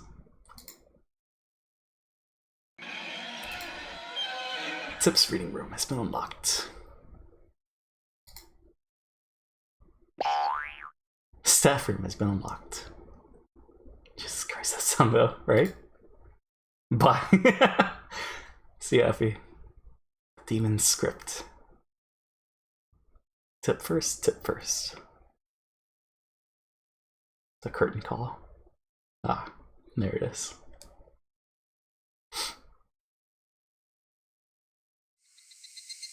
Oh man. Yeah, it's a good chapter. Very enjoyable. It's definitely up there, for sure. What did I say last time? 3 and then 5, 4, I don't know. 2 was last.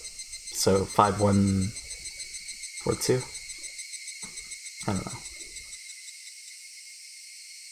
Omake? Right, yeah, omake, extra. Okay.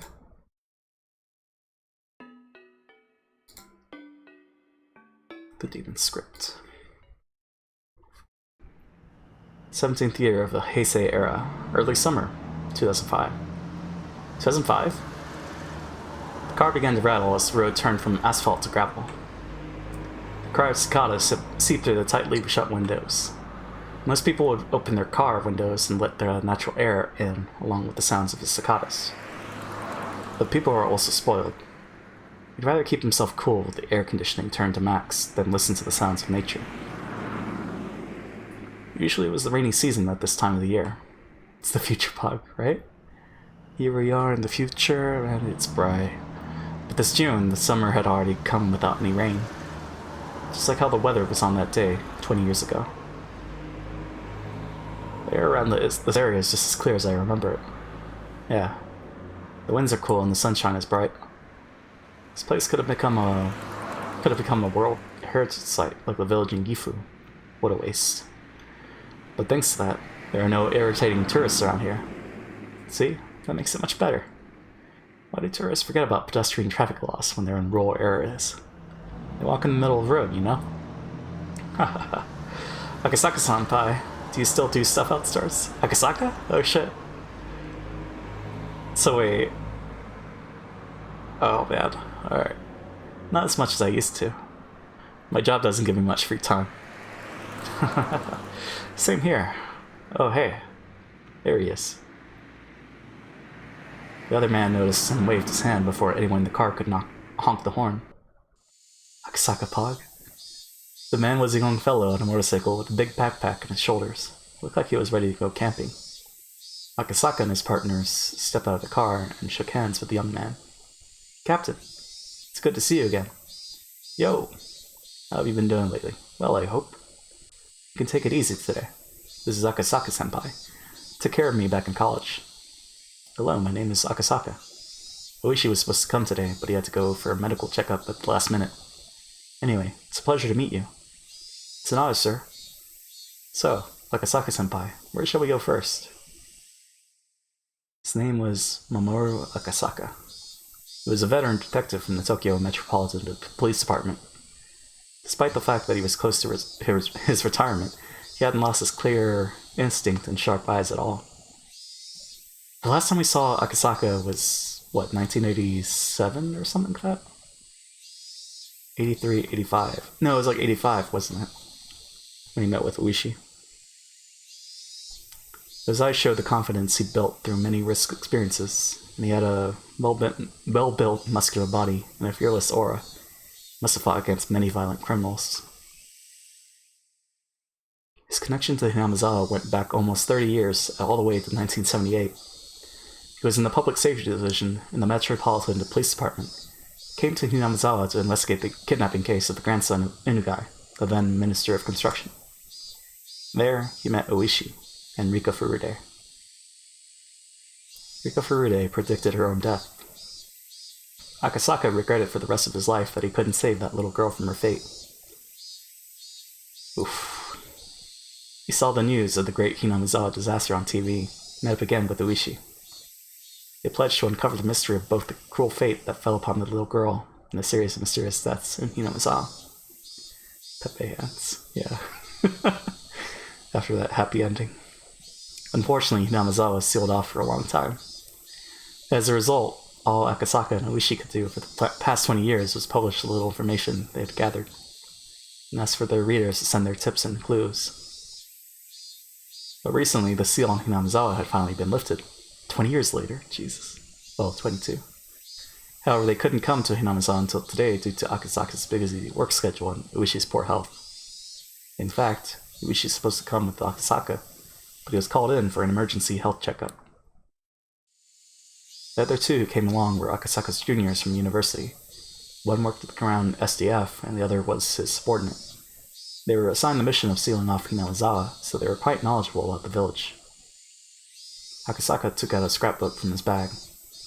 The corners of the scrapbook were all dented, making it look very old. Akasaka flipped through the pages, thought for a second, and let them know his first destination. Alright, please take me to Onigafuchi Swamp. No problem. Right this way, sir. The young man got on his bike and waited for the others to get back to their car. They honked at each other to signal that they were ready, and the young man led the car to the swamp. Demon script. Heading through the forest, they came to an open area where the ground was covered by concrete. There wasn't even a single drop of water in sight. All the water of the swamp had been replaced by concrete. That was what Onigafuchi Swamp looked like now. There isn't even a single drop of water, let alone the swamp. I was told that they sealed the swamp right after the disaster. This place was already encased in concrete by the time I arrived here for my mission. Let's go down there and take a closer look. Akasaka got out of the car and walked to the center of the concrete-filled swamp. It wasn't a parking lot or a heliport. It was just a huge, empty concrete space right in the middle of that forest. So, this is the place people say was a landing spot for the UFOs. Really? Never heard of that. Well, that's what they write on occult websites. They say that this place is where our government met with the aliens. Can't blame them for such rumors, though, because an empty concrete space in the middle of a forest sure does look weird. Wahahaha. Volcanic gas erupted from the swamp in June 1983.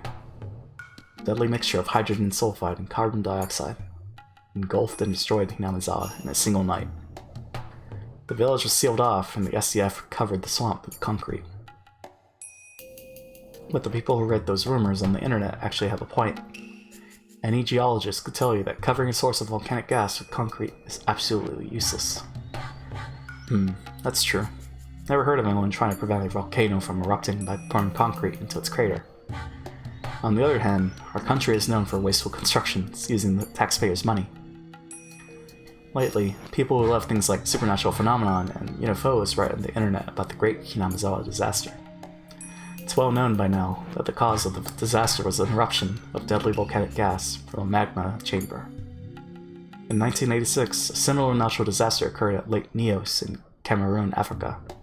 So people easily believe that such a rare natural disaster could occur anywhere on Earth, and that is what happened in Hinamizawa as well. However, a rumor about another possible explanation had begun to fly around on the internet recently.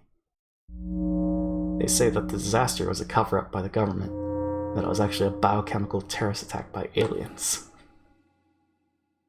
Why had such a rumor begun to spread now? They claim to back up their theory with a secret document known as File Number 34. Someone online named it File Number 34 for descriptive purposes, but the name spread and stuck since then because it sounded like a government conspiracy. People loved it. It's unknown how or from where they obtained those documents, but they posted scans and pictures, which were all ridiculous. Plus, more fake evidence was produced over time, so now even the existence of such documents are in doubt. It's Mio's. Okay. File number 34 deserves a bit more explanation. However, since it started on the internet, truths and lies were all mixed together, and it's become more like an urban legend. So this is what is believed to mostly be true. File number 34 was a notebook written by a nurse named Mio Takano, who worked at a local clinic in Hinamizawa.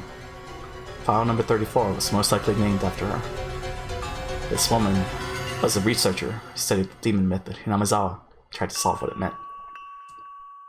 The contents of this notebook state that she prophesied the Great Hinamizawa disaster of 1983. According to her research, a UFO crash landed in Hinamizawa, a long time ago and sunk into Onigofuchi Swamp. The UFO carried parasitic bacteria from space and they began to infect the locals. The infected villagers began to behave extremely violently, so much so that they were fit for the word demon. Miyoto Kano insisted that this was the explanation for the myth about demons pouring out of the swamp. An alien who survived the crash realized that the Earthlings had gone crazy because of the bacteria he brought in. He decided to show himself to the villagers to help them out. This is how Urashio-sama was born. The alien was able to cure the villagers with highly advanced technology, but couldn't eradicate the bacteria completely. Since the villagers looked up to the alien as some sort of deity, the alien utilized the status to hand down specific rules to the villagers in order to stabilize the disease. Bacteria took a liking to Hinamizawa's habitat, so when a carrier of the disease left Hinamizawa, their symptoms would re-emerge. Therefore, the alien made it a rule not to leave the village. This leads to the legend of the transcendence of Onigofuchi. The weird practices and miracles that the villagers performed were realized by means of the advanced technology that they received from the alien. Wahahaha. Those maniacs do indeed have a colorful perspective on things, don't they? Do you remember Nostradamus' prophecies? People said that the world was going to end in 1999, but nothing happened in July. People acted like they didn't even know about it. Those TV shows made people as scared as they could be, and then ignored the fact that it didn't happen. But Miyoto Kano did predict the great Hinamizawa disaster. It's not a lie. Look at this page in the scrapbook. You must be joking. Akasaka-senpai, is this for real? As time passed, bacteria stabilized in human bodies and became harmless. The alien and the bacteria began to fade away from people's minds. However, the alien has lived on for hundreds of years with the protection of the three families. It still lives on as the spirit of a deity in the secret temple of the Furude Shrine. The alien manipulated the bacteria living inside of the villagers and maintained control over them for hundreds of years.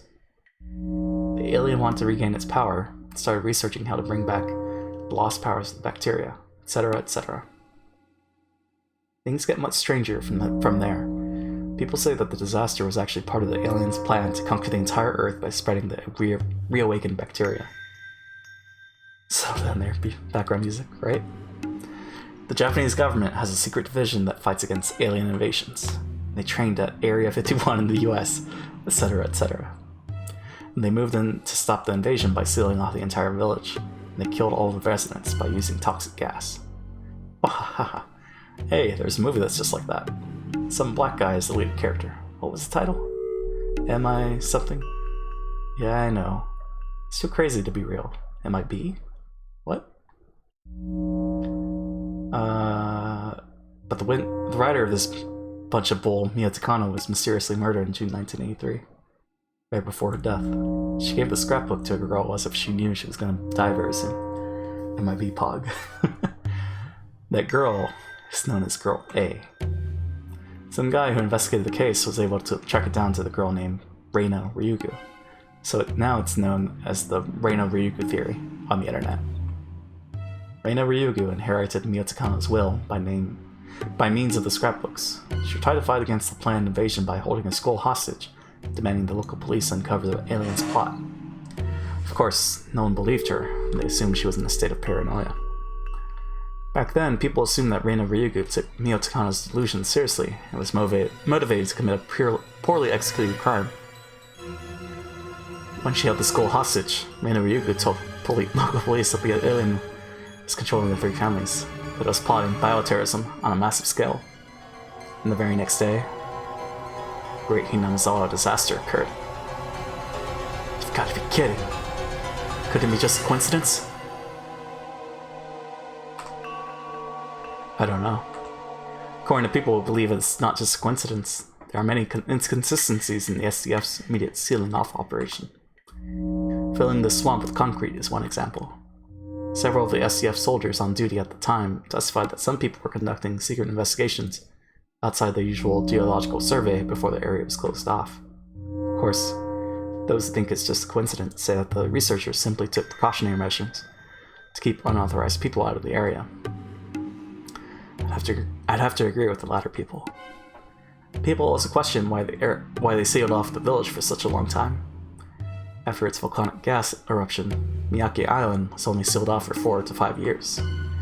What happened in Hinamizawa was an exceptionally rare natural disaster, yet it was sealed for over 20 years. I heard that the residents of Miyake Island returned to their home island faster than was originally intended, because they had requested it so strongly. But in the case of Hinamizawa, there were no residents alive who wished to return in the first place. Perhaps the government took their time until they were absolutely certain that it was safe. How about this one? I guess the members who were on the mission to seal off Hinamizawa had their blood samples taken periodically. Some of them were discharged from the mission without any explanation after the results came back. Some believe that they were using the members of the SCF as human test subjects to see if they got infected or not. I think they were just checking up on the members' health condition since they were in the same area, in the area where the gas disaster occurred. Besides, normal businessmen also take annual physical checkups, and they have their blood samples taken there as well.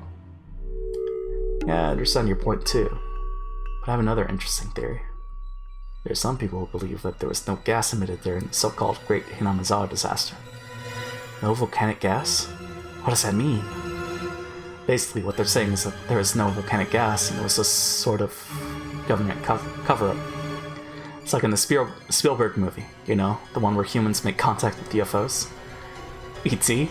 See, that's exactly how maniacs always explain things. What kind of basis do they have to say that there is no volcanic gas emission? Well, a bunch of those maniacs came to Hinamizawa as soon as the seal was lifted.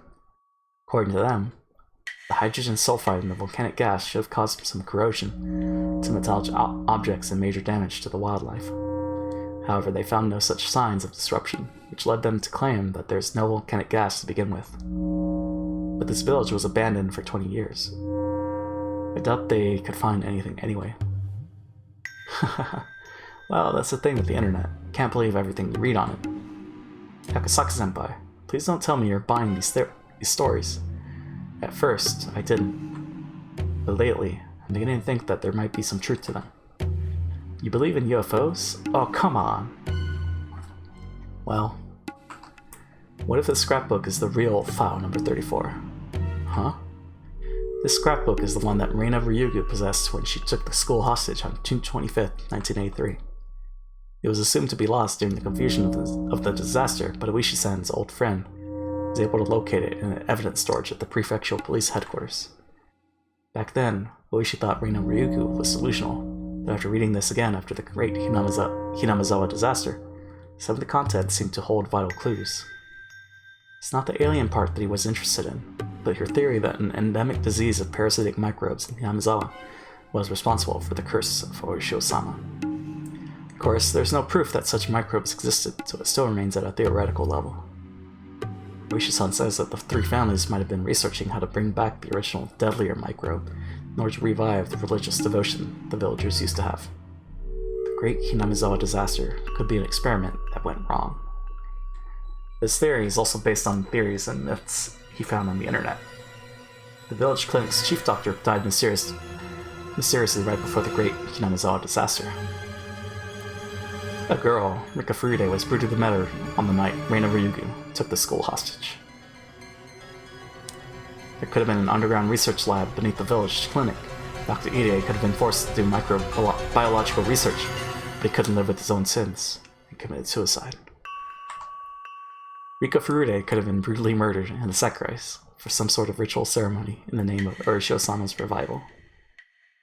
However, their experiment went wrong. Instead of the microbes being parasitic in the villagers, they became a killer virus. They exterminated the entire village in one night. It's obvious that it wasn't a simple gas disaster. Cannot ignore the fact that one girl predicted a bioterrorist attack right before the disaster, and that several villagers died mysteriously, including Mio Takano herself, who wrote about all that in the scrapbook. Doesn't sound right to say that the Great Hinamizawa disaster was an unpredicted and coincidental natural disaster. When you read this file number 34, it's obvious. So you're saying that the Great Hinamizawa disaster wasn't a rare natural disaster, but that it was in fact an act of bioterrorism by some cultists. In the modern era, everyone in Japan knows about the shocking incident where a doomsday cult created a nerve gas, sarin, and unleashed it for the purposes of mass murder. But in the 80s, the idea of a single cult being able to carry out such an act of terrorism didn't even cross our minds. Some also whisper that the SDF kept the area sealed for so long so they could study some lethal virus, but I'm not convinced. At least the story sounds more convincing than the one with aliens and UFOs. The idea of cultists and domestic terrorism sounds more rational. Maybe there really was a UFO that crash-landed. When Reina Ryugu took the school hostage, one of her demands to the police was to have them pull out the wreckage of the UFO from the Onagafuchi swamp. That's ridiculous. Well, even if I wanted to make sure if it's ridiculous or not, look at it. The swamp is filled with concrete, several meters thick, and there's no way we can check. This is all because of that ridiculous construction that doesn't even do anything to prevent the volcanic gas. Well then, the only way to prove Akasaki's Senpai's theory would be to find a survivor of Hinamizawa and try to find that microbe in him or her.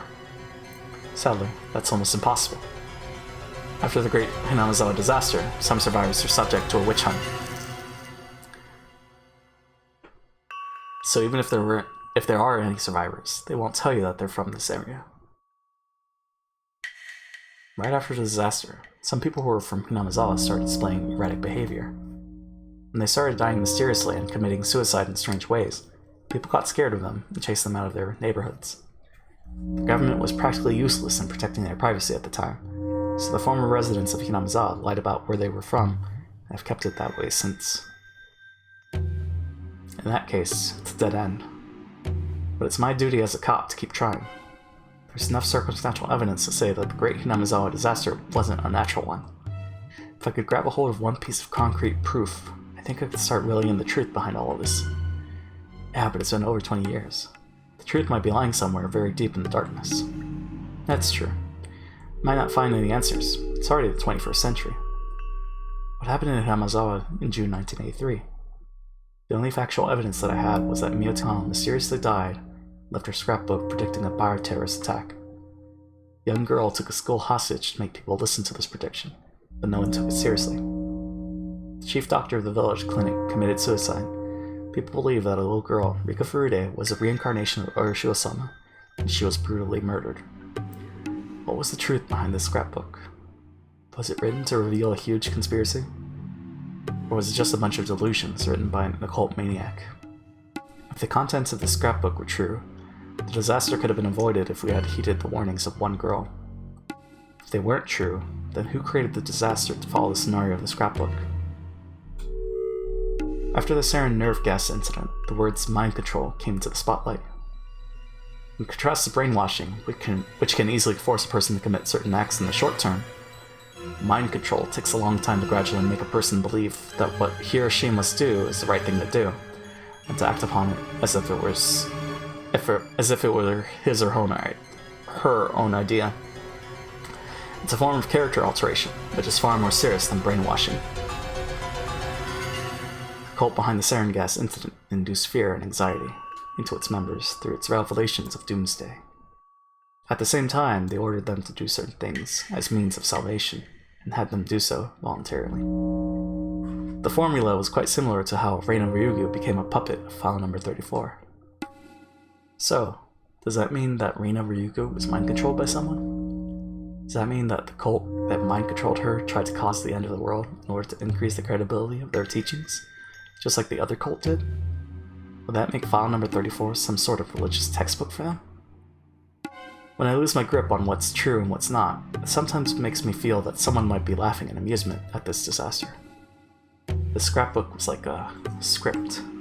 It was a script for a tragedy that takes the lives of thousands of villagers in one night. It was a script for demons who laugh at the loss of human life. Someone wrote the script. Someone performed it. Someone watched the show and laughed. Damn it. What the hell happened in Yamazawa in June 1983?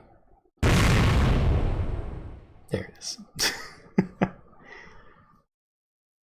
There's the explosion.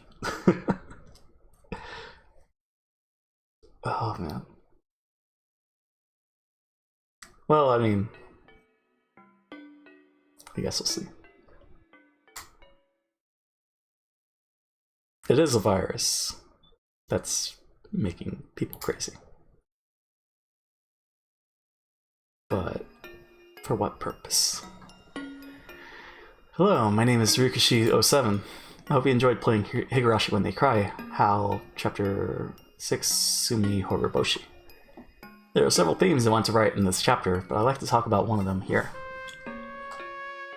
It's about the denial of murder. This is something I had to write sooner or later, since this is a novel about serial murders. There are two means that youngsters in particular use these days to solve problems, which are murder and suicide. When we feel stress, we choose to either get rid of the source of the stress or to get away from it. Let's say you're bullied by a kid at school. You have two ways to solve the problem. You choose either to get rid of the kid from your current environment, or to get away from the environment itself. Usually, bullies are stronger and have their underlings, so you don't stand a chance alone to get rid of them. It's also not easy to switch classes or to quit school, so you can't easily get away from the situation. As a result, the situation gets worse day by day, and your stress urges you to solve the problem immediately. You come up with murder or suicide as easy solutions. If suicide is considered defeat, you want to consider murder. I feel like there are many people who think that way. However, if you actually committed a murder, it wouldn't be easy to pay for the sin. I believe murderers know that well too.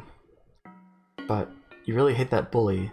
You really hate the bully who pushed you to the limit where you have no choice but to kill him. So with a determination that turns your entire life upside down, you commit murder.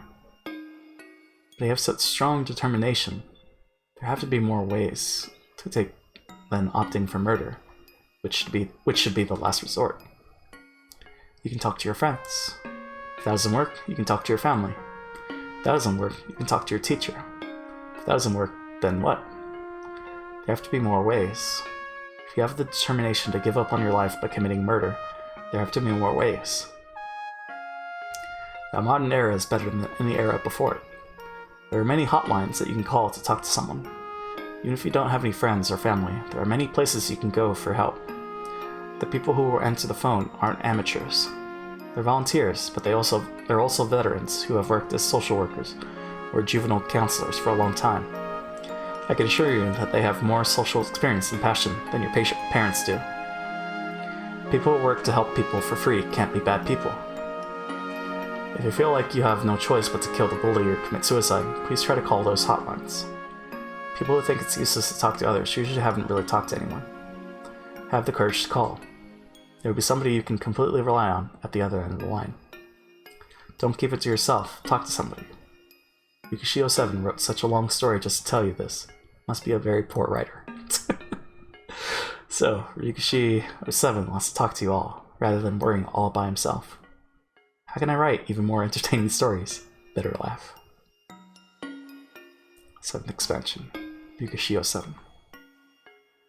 That's a good message. Oh man. It's an enjoyable story. It's definitely the most depressing, most sad, but it's fantastic.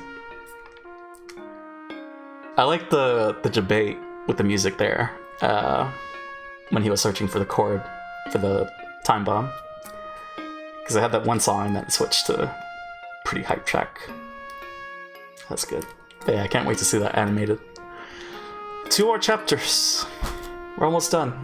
What day is it? May 25th? Shit. Still a ways away, but you know, we'll get there eventually. It'll happen.